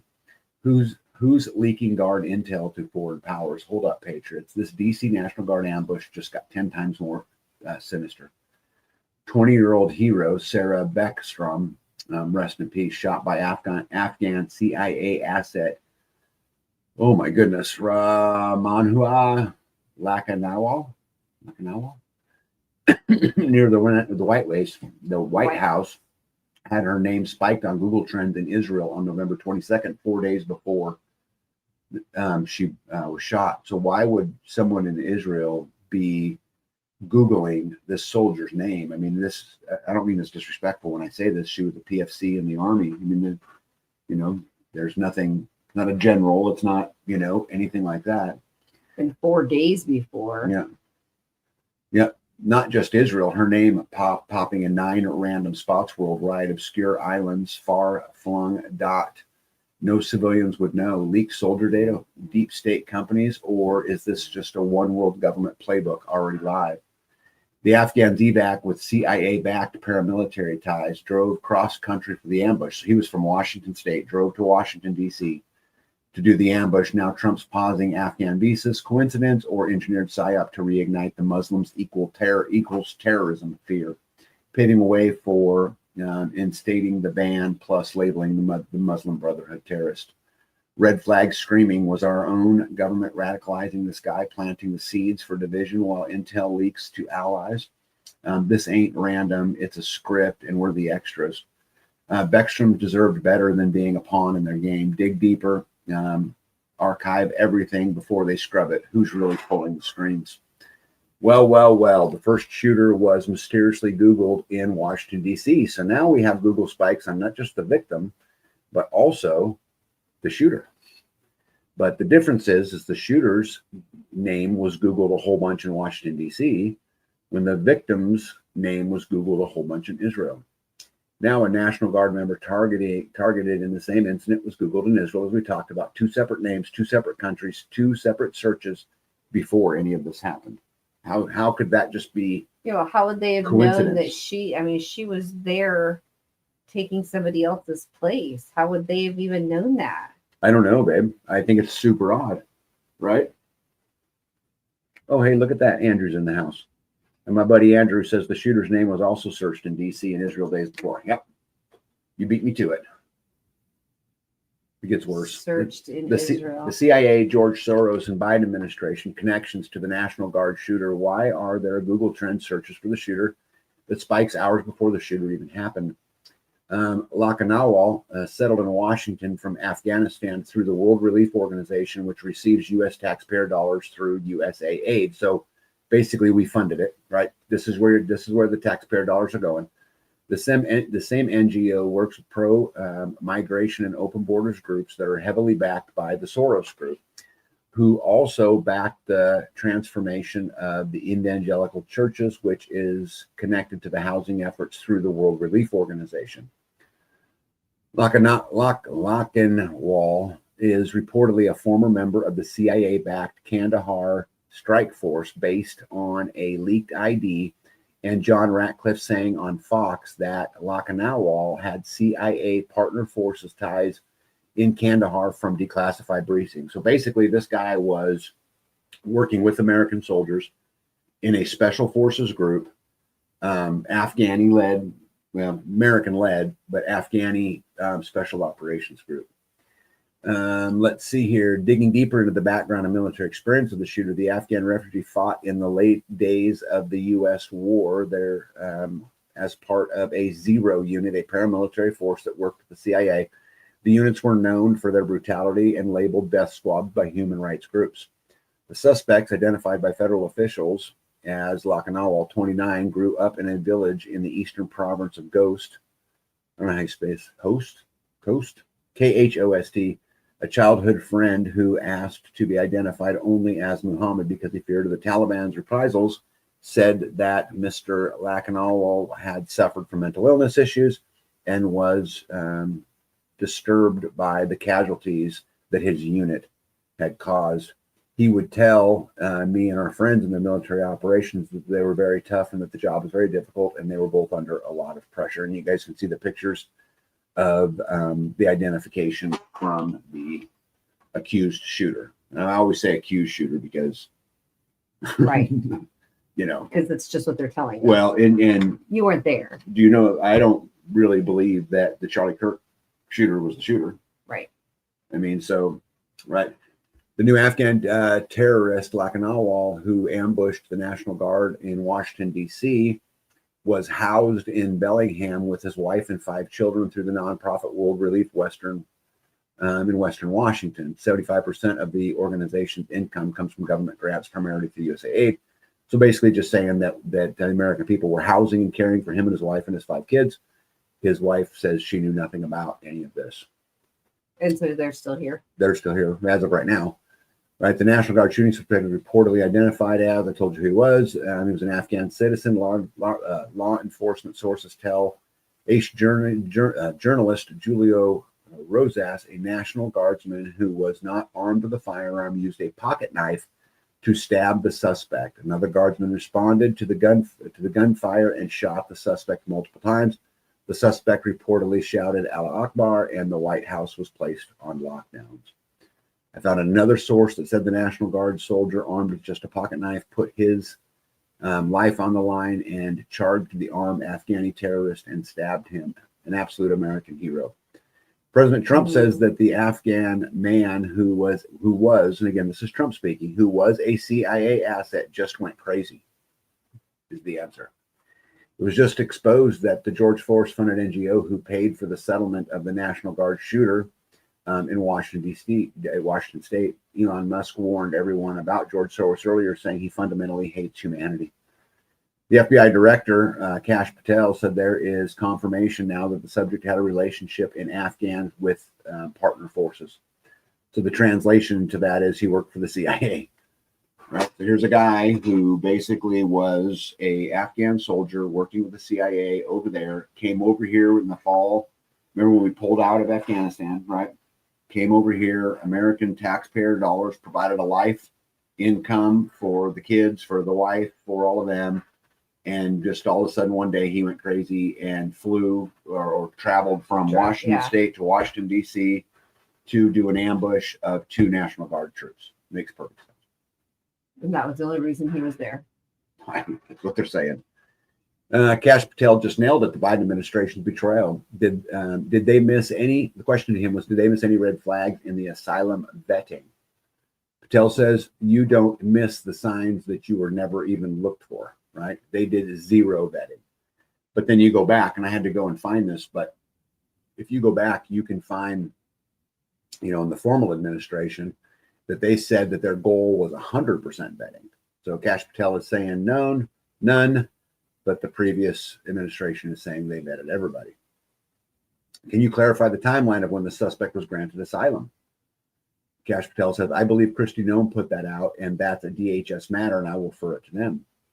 So basically what he's saying is he knows that the timeline undermines the narrative of the Trump administration, because the shooter applied for asylum in December 2024 and was approved in April under Trump's administration. This is why Patel won't give any details. 2 weeks ago, General Flynn predicted on his show that the elements of the CIA would activate these Islamic sleeper cells in the United States in the coming months. An imam in Michigan has a message to Americans. He says, you Americans are the ignorant. The last hope for America is Islam, and we are the leaders of the world, the masters and the teachers. And this sentence was really interesting to me. He said, we will bring Sharia and And I'm going to leave it up to you guys to tell me what this means. He also said to also bring the spices to the white man's unseasoned chicken. What do you think? I think he's referring to you as chicken. You do a good chicken impersonation? Let's see it. Mm-mm. No? You think that's what he's saying? What would you think he was saying?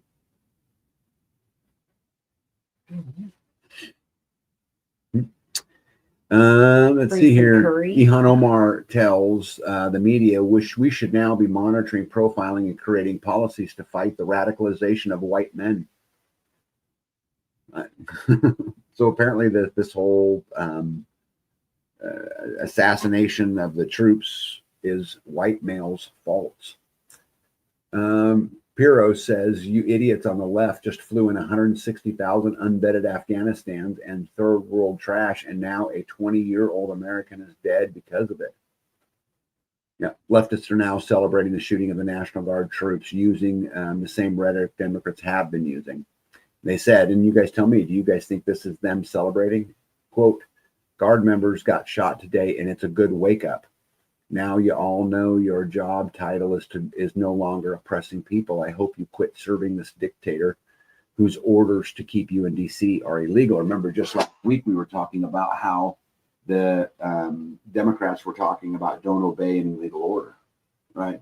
An illegal order. Right. And then now they're saying, see, here you go. So they're politicizing it. Let's see here. What's Jen have to say? I think all of the Aloha snack bars need to be repatriated back to their respective homes.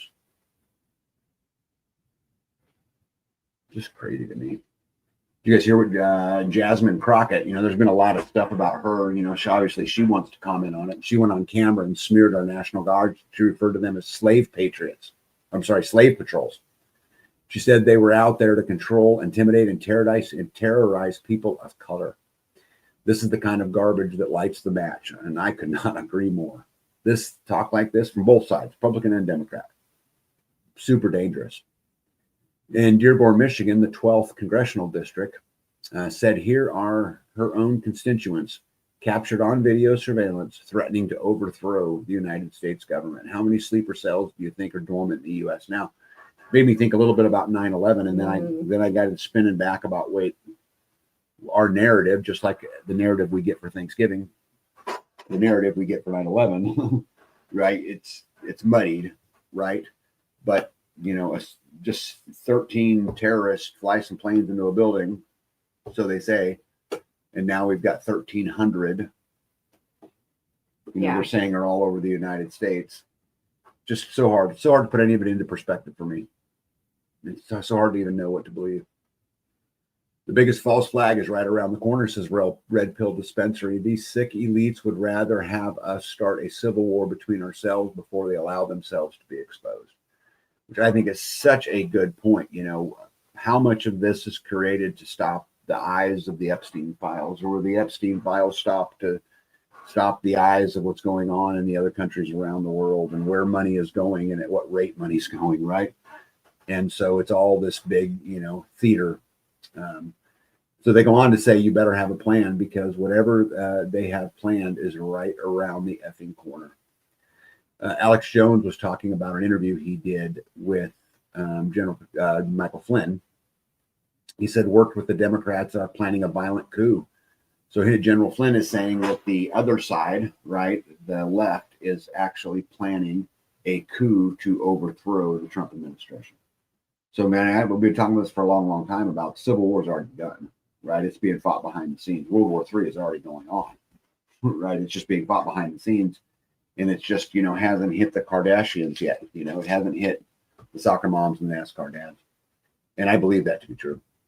But Michael Flynn lays out a battle plan to stop the globalist deep threat state and its tactics. Bottom line, President Trump must address the nation from the resolute desk of the Oval Office and mobilize the American people against the enemy within. And what he's referring to is the left. And again, you guys know this about me. I don't like the left or the right. I actually probably like the right even less than I like the left, only because the left are just crazy left, and the right lie to us, tell us they're for freedom, and they tell us for these things they don't really actually mean it. Don Lennon urged illegals to arm against federal officers just hours before the Guard troops were shot. Disgraced former CNN anchor Don Lennon told his followers that black and brown people here illegally should buy guns to fight back against federal officers, falsely claiming that the Second Amendment exists for illegal aliens to resist the government. His reckless call to arms came just before 2 National Guard troops were shot near the White House, one fatally. Lemon's rhetoric mirrors the seditious Six campaign to undermine the military discipline and encourage resistance to lawful orders. And hey, Lazy Loper, welcome in. Where's Squatchy? You probably are working him hard, aren't you? What do you think of all that? She's probably working him hard. Yeah, I meant all that. Oh, yeah.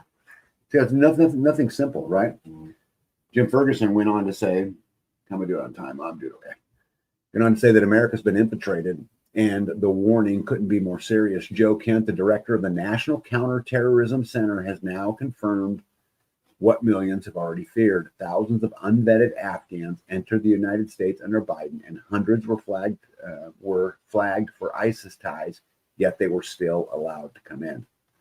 He goes on to say that 1,400 Afghans identified with ISIS and terrorist affiliates. Another 600 ISIS-linked Uzbeks were waved into America. These individuals now are inside U.S. cities, and Biden policies created the greatest domestic security breach in modern history. Now what do we do? Now what? Yep. What this means, the threat is domestic and not overseas. Biden failures are still endangering American lives right now. Trump inherited a compromised homeland that must be urgently secured. The enemy is already here, and the Americans deserve the full truth. Samo went on to talk about how the United States of America is the last stand of Western civilization, and it lives or dies here, and let's just hope that it lives. And I think that's also a very interesting point. You know, what they usually say, you know, what happens in Europe finally comes here. You know, like you can kind of watch the trends ahead of time. Okay. And, you know, there's been a lot of stuff going on, you know, and you see it every day. I can just open the news about, you know, some little girl being raped or some, you know, something happening, you know, over there and them losing, you know, what was traditionally theirs. And I'm going to talk more about kind of some of that kind of stuff of what's going on. But I think it's just crazy that you have people in American streets, you know, actively saying they're going to overthrow and you know, someone comes into the country and doesn't try to assimilate in any way, says, no, you know, you need to obey, you need to do it our way. And you know, people can say, oh, you know, don't take it out on those poor immigrants. I'm not a bit upset at an immigrant that comes here and says, hey, I want a better life. Not a bit. But someone who comes over here and says death to America, or someone who comes over here, right? That's a whole different thing. We aren't the same, you know? So anybody who wants to defend that, I don't know what to tell you, you know, but we're not the same. It's confirmed Trump unleashes ICE in the Muslim majority of Dearborn, Michigan. You guys have probably heard all of this stuff going on lately about all of the speeches and the 5 prayers a day and all of this stuff. So Trump apparently, on the heels of the National Guard, went ahead and sent a contingency of ICE into Muslim majority Dearborn, Michigan. I think it just gets worse from here, says the American Papa Bear. 2 National Guardsmen were shot near the White House, and an Afghan who overstayed his visa and let in by the Biden administration. Well, except that his asylum was granted by the Trump administration, just so American Papa Bear. There's both sides involved, and that's what they do. And you know what I mean. I know what he means. I have been saying it for a long time.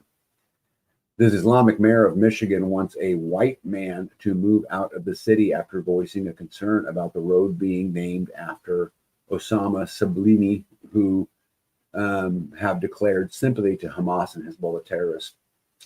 How did we get here into America? So basically, they're just saying that, you know, people who don't believe in Sharia should just leave Michigan. You know, it's Michigan, it's the United States. And you know what's crazy about that? Why would they pick of all the states that they would pick to go infiltrate? Like Michigan's a bad pick. Why? Because there's more registered gun owners in Michigan than any state in the union, I think. I mean, maybe that was the purpose. I don't know. Trump is now claiming that the National Guard members that were shot in D.C. because they've been so effective at stopping crime. So he's saying that what happened there, them being there, that's just a sign that it's working, that the criminals are fighting back. They don't like the pressure that's being on. I think it's a kind of a weak argument, but I guess we shall see. Trump says if you look at Somalia, they're being taken over in Minnesota. Reporter says, what do Somalians have to do with the Afghan guy who shot the National Guard members? Trump said, nothing. But Somalians have caused us a lot of trouble. I found that was interesting. And then just that night, the U.S. troops launched strikes in Somalia on the terrorists, special forces groups with, I think it was 13 or 14 helicopters, did raids that night in Somalia. And then breaking this morning, the U.S. is planning a swift operation against Afghan safe havens after those two National Guard troops. So we're bombing Somalia. We're about to go bomb Afghanistan again, right, for that. But the good news is, right, we're going to have peace between Russia and the Ukraine in his first 100 days guaranteed. No, right. Oh, wait, there's more. The U.S. will soon launch land military operations against Nicolas Maduro regime in Venezuela. This is crazy, right? So Trump is actively saying a ground operation in Venezuela. President Trump states that the U.S. land operations in Venezuela against suspected drug trafficking networks will begin very soon. That's a quote. We will start stopping them by land as well. So we're bombing people in Somalia, bombing people in Afghanistan, and now we're going to be bombing people in Venezuela. And this, again, Dana Green for the win, right? Dana Green says peace. Doesn't sound like peace to me. Now, yeah, I'm not going to go there. Venezuela is ready to fight back. Their defense minister said that they will respond to any strike. Venezuelan Defense Minister Lopez publicly warned that the county is ready to fight any aggressor, a clear hint at Donald Trump's recent harsh statements. Do not make the mistake of attacking Venezuela. The people and the armed forces are ready to respond, and we are ready for anything, he said. At the same time, Nicolas Maduro ordered the country's Air Force to stay alert and ready and prepared for national emergency. Lovely, right? I didn't think he told him that.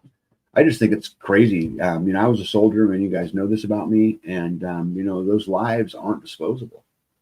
I mean, they agree to go protect their country because they love their country. Yeah.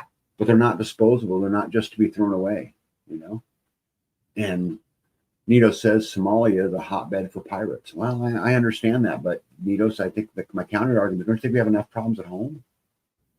I mean, we cannot, if you go back and look at any civilization, the Roman Empire, the Egyptian Empire, any of them, one of the things that all of them made the mistake of doing, which ultimately played a hand in the collapse of the country, was they allowed those lines to get too far. They fought too many battles in too many places, too far away from home.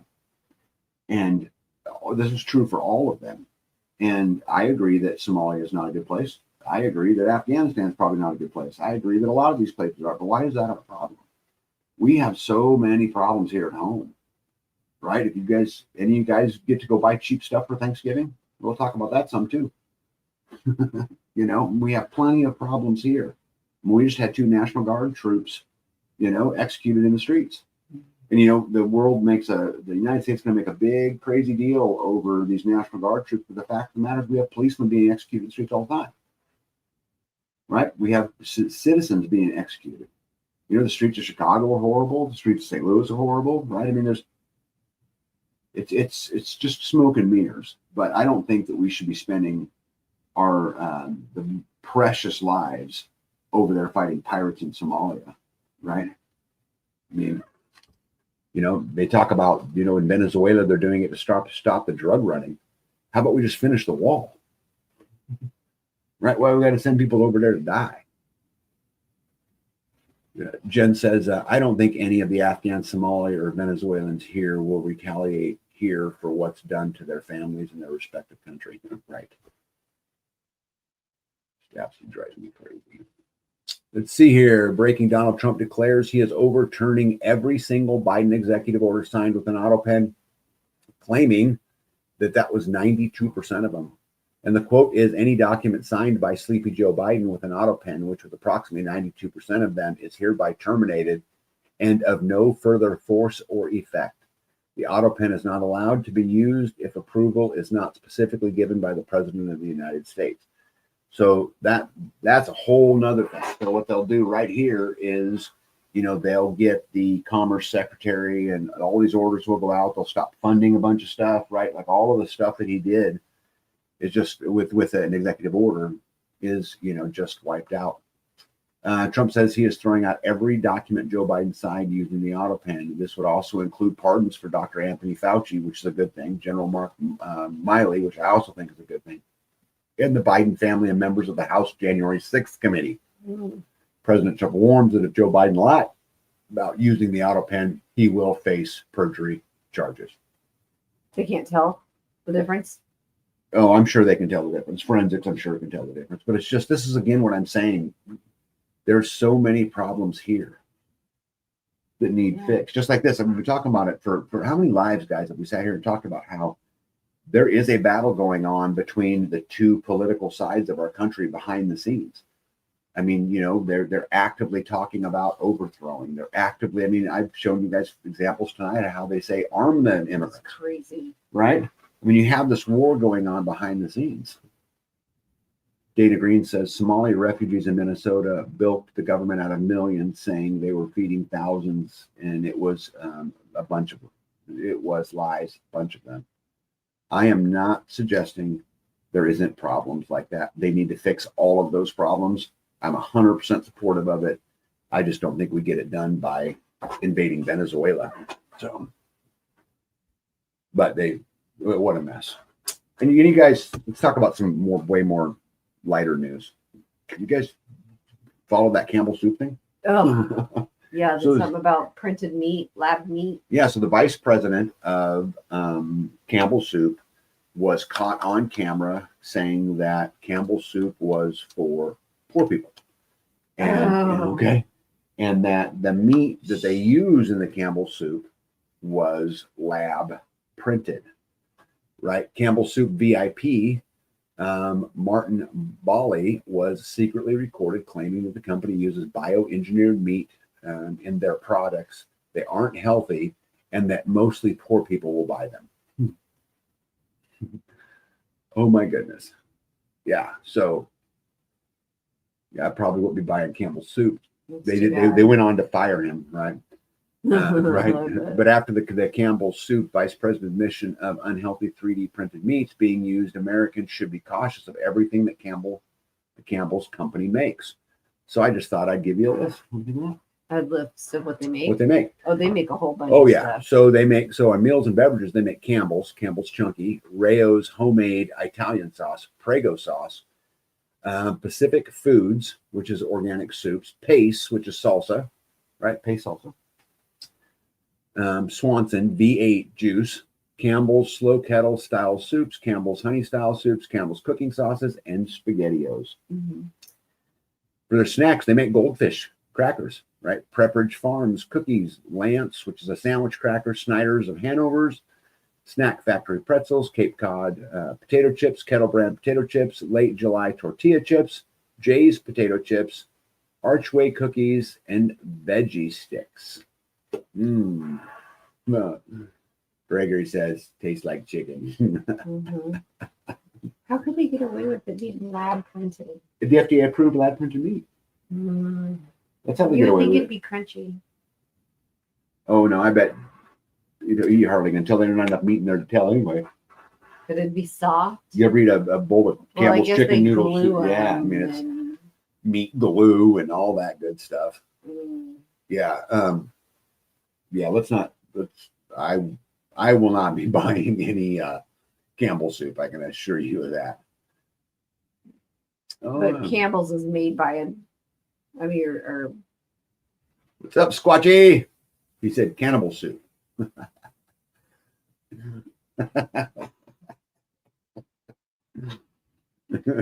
Oh my gosh. Yeah. Furthermore, on the food front, just so you guys know, the 5 companies that are feeding us insects. I read a very interesting article about that. I'm sure there's many more. But insects contain chitin, a cancer-causing chemical. Humans aren't built to benefit from eating insects. Don't buy into the nonsense that they're healthy for you. They want us sick and humiliated. But the rich eat them, the very ones, the 1% pushing this on the 99%. That won't go near it. And I thought I would just share these ones with you because some of them I guarantee you guys eat. Barilla, which is a pasta, Beyond Meat, I would never eat anyway, but Red Bull energy drinks, right? Furno, which is Nutella, and PepsiCo, all the Lay's chips. Huh. So Has bugs in it. there's bugs. Yeah.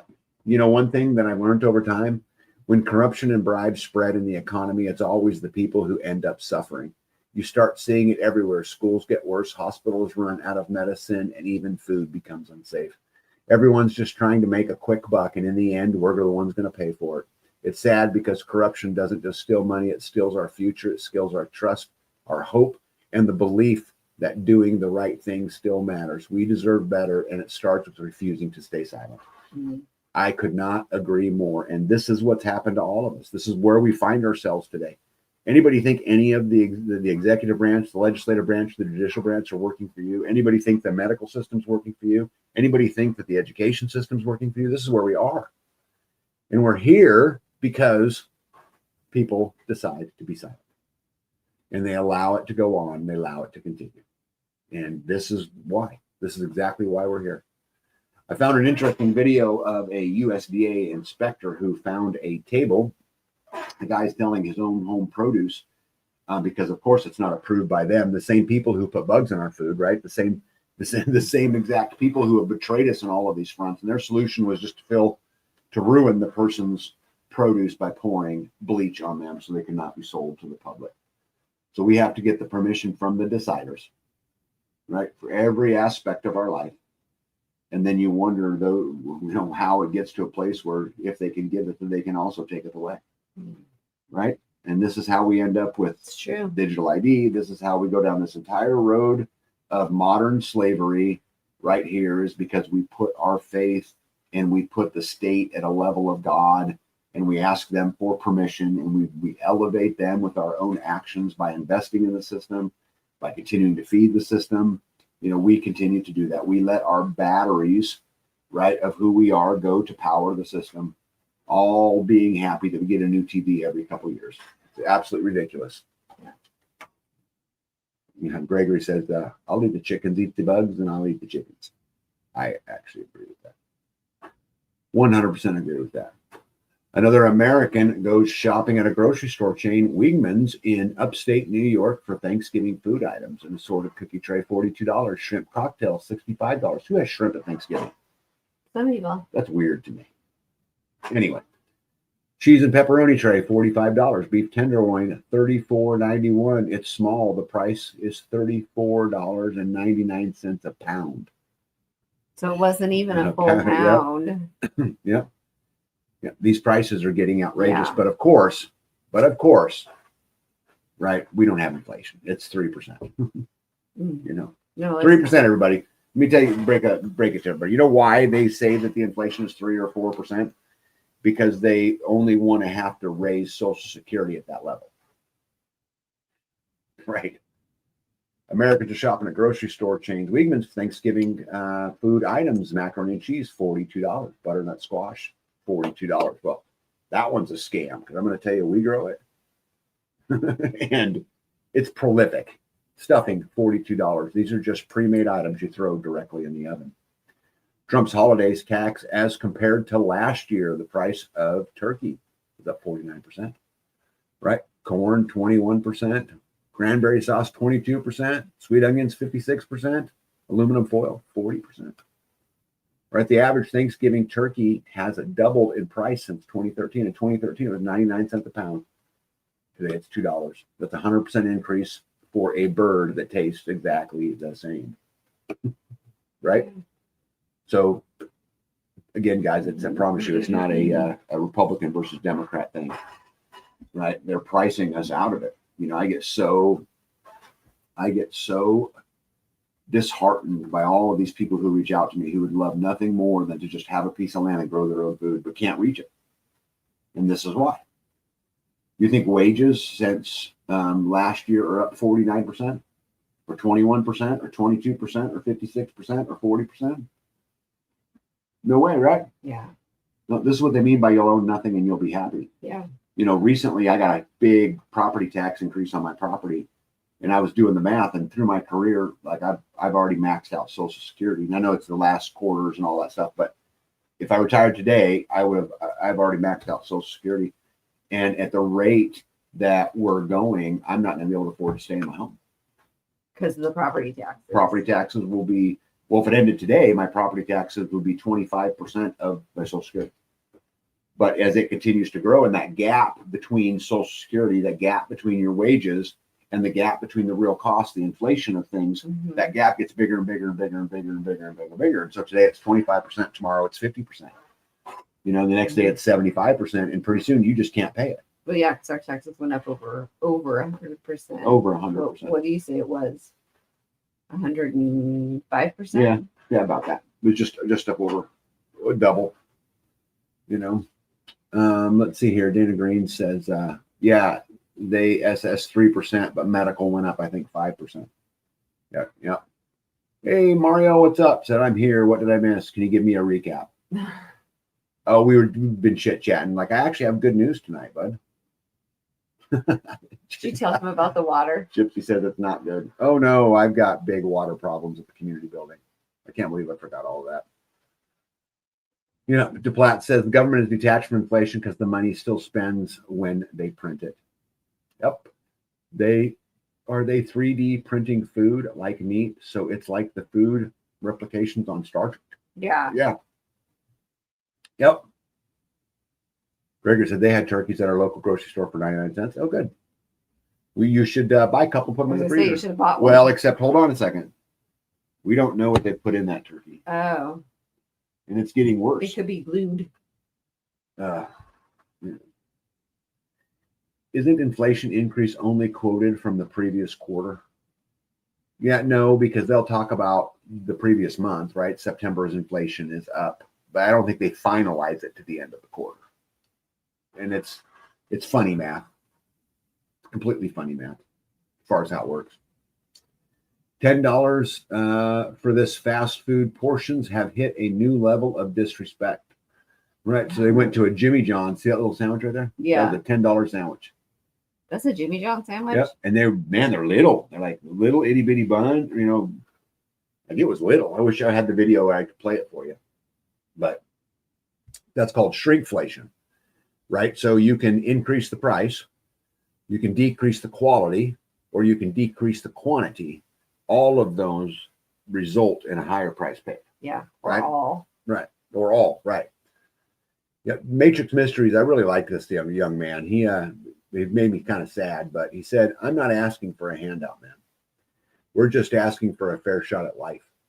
A worker breaks down how every paycheck is swallowed by rent, bills, and debt before there's even a chance to breathe, let alone save or build anything. It feels like the game is rigged. Well, my friend, Matrix Mysteries, it is rigged.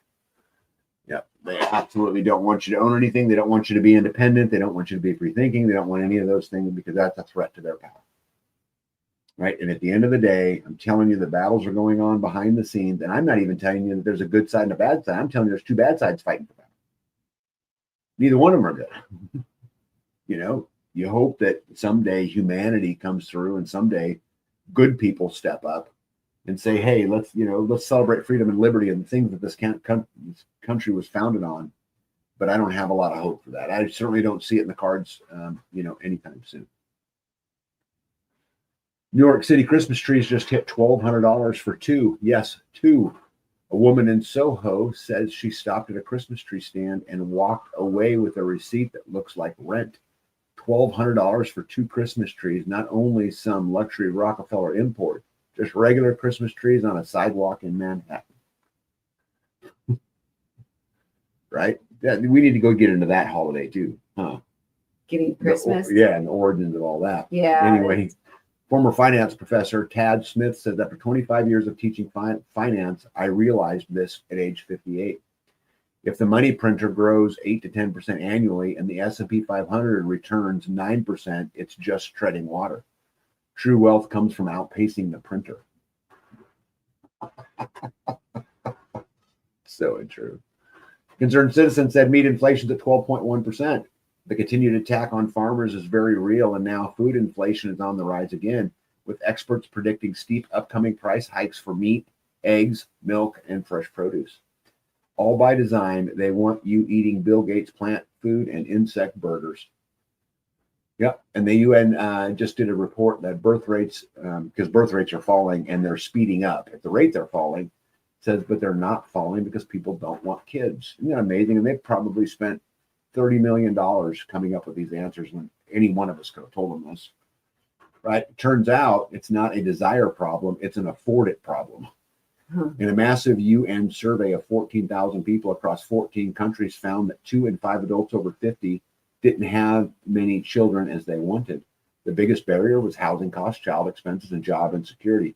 1 in 4 cited health issues. The 5th blamed fears about climate change, wars, and pandemics. Dr. Canham from the UNFPA, the issue is lack of choice, not desire. That is the real fertility crisis. In South Korea, 3 in 5 cited financial limitations. In Sweden, with 480 days of paid parental leave, fewer than 1 in 5 said the same.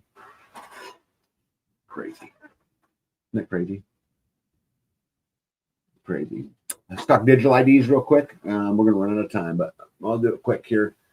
Digital ID is how this whole thing gets controlled back together through digital ID. We get central bank digital currencies. Through central bank digital currencies, we get social credit scores, right? This is just the natural progression. So you know who's on that side.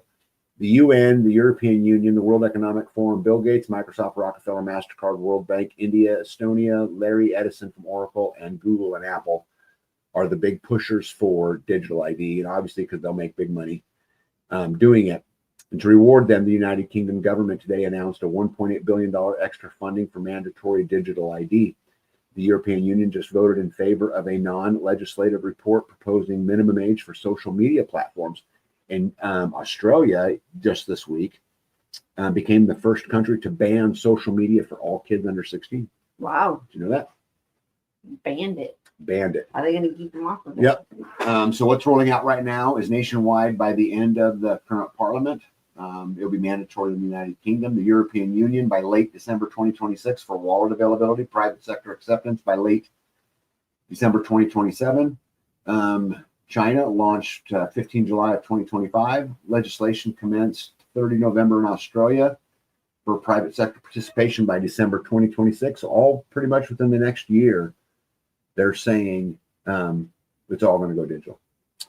I propose we not buy gifts this year. We make them opt out of the consumer game. I think that's a great idea. Me and B have been talking about this a lot lately about, what do we do to bring it back to being family? And I got to rent a mechanical bull to put in the middle of a community building and we'll have fun. Or, Mario Kart tournament. Do we, to bring back family? Gingerbread houses. What do we do? Creating our own traditions, creating our own. I'm just making the actual because thing up. we have a lot of people who aren't blood related, but They're family. we consider family. Yeah. So how do we make our own traditions? And this is something I'm going to really challenge in my personal life. Because again, same with the whole present thing. It's just gotten to be total consumerism. Just like in Thanksgiving, it wasn't about buying all of this stuff, and it wasn't about all of that. It was just simply about them saying, "Hey, you know what? War's been hard. A lot of people have lost. There's a lot of widows out there, and fatherless children, and etc. And we need to give thanks to our Creator for keeping the ones that are here alive, and it's turned into this big O event that starts the whole shopping holiday. Because what happens right after Thanksgiving? Black Friday. Right after Thanksgiving, it's Black Friday, and off we go running to the store. We didn't go, by the way. But hey, Lindsay Freeze, what's going on? Good to see you. China's the model for many nations, says Klaus Schwab, and so some of these are pretty interesting. So, banned, broke, and homeless, the human cost of China's social credit system. It begins with whispers that few people under bridges, a few families are gone overnight, but soon it became impossible to ignore. Across China, tens of thousands vanished into digital silence, not criminals, but victims of an algorithm. Behind the promise of trust, a hidden system now decides who can live freely and who disappears from society itself. China's abandoned the communism economy 45 years ago. Now China has an authoritarian government with a capitalist economy, which is more ruthless than America's. Tens of thousands of young people are becoming homeless in China because they are blacklisted by their social credit system. this is what we're keep talking about, how digital ID is CBDC, is social credit score. There are many videos out there you guys can watch of a scooter goes driving by a police, and because it's 5 miles over, it automatically deducts a point from his driver's license. It automatically takes money out of his account to pay the fine. No jury, no trial, no rebuttal, no nothing. That's it, right? Yeah. David says relatives are one thing. We get to choose our family and community. Amen. Yep, Jen says, I think that's a great idea. Everyone has some sort of talent they can share. Yep. See, that's I think we really need to get pushing towards that, something like that, right? I'm making food gift boxes, homemade mixed muffin soup mixes. Oh, that's wonderful. Yeah, Pete says, don't forget Cyber Monday. Yeah, guess what's going to happen on Monday? Yeah. Absolutely insane. Yeah, I'm going to skip this stuff because I'm already over and get to my last slide because I think it's important. I wanted to read this, guys, to you guys and just try to encourage you guys, and then we'll leave with some parting words, and I'm going to be a minute over, but that's okay. Ever wonder why the school systems don't teach any real life skills anymore? Because the moment a man becomes self-reliant, the system loses control. They don't want you to know how to survive without them. They want you dependent. They want you obedient. They want you to be reliant on the government. And so they teach kids how to comply and not think. Self-reliance is dangerous to the people who crave power because once you can feed yourself, once you can defend yourself, and once you can think for yourself, they can't control you anymore. That's why they vilify independence, because the system doesn't fear rebellion. It fears men who no longer need it. The strongest rebellion left in the world is a man who refuses to depend on the system that's trying to enslave him. And I think this is the moral of the whole entire thing. And this is what we should be absolutely striving to do, is not fight them, ignore them, prepare for yourself, right? Build your own, build this radical level of accountability, right? This radical level of I'm going to take responsibility for my life around me. I'm not going to half-ass it. I'm going to put big effort into it. I'm going to try to ignore the outside world to the best of my ability, focus my attentions on my family, on our own traditions, and building a life and building things with purpose. Because at the end of the day, none of us are going to get out of here alive. And because of that, what do you really have to lose? You're not going to leave this world alive. So go chase that dream, right? Go chase it. Whatever that is, whatever makes you feel free and whatever makes you, feel happy. So my parting words is we're not getting out of here alive. So what do you got to lose? What do you got, babe? Yeah. I was going to say to be thankful that you're alive. There you go. David's got a good one too. Right there. We create community and systems that make theirs obsolete. Couldn't agree more. We love you guys. We'll see you guys in a week. I'm thankful for all of you. I'm thankful for the family we've built here. We're going to go try to kick its butt. I'm actually going to work with Pod 4 tomorrow. Life will be good. Right. All right. We'll see you guys. Good night, everybody. Good night.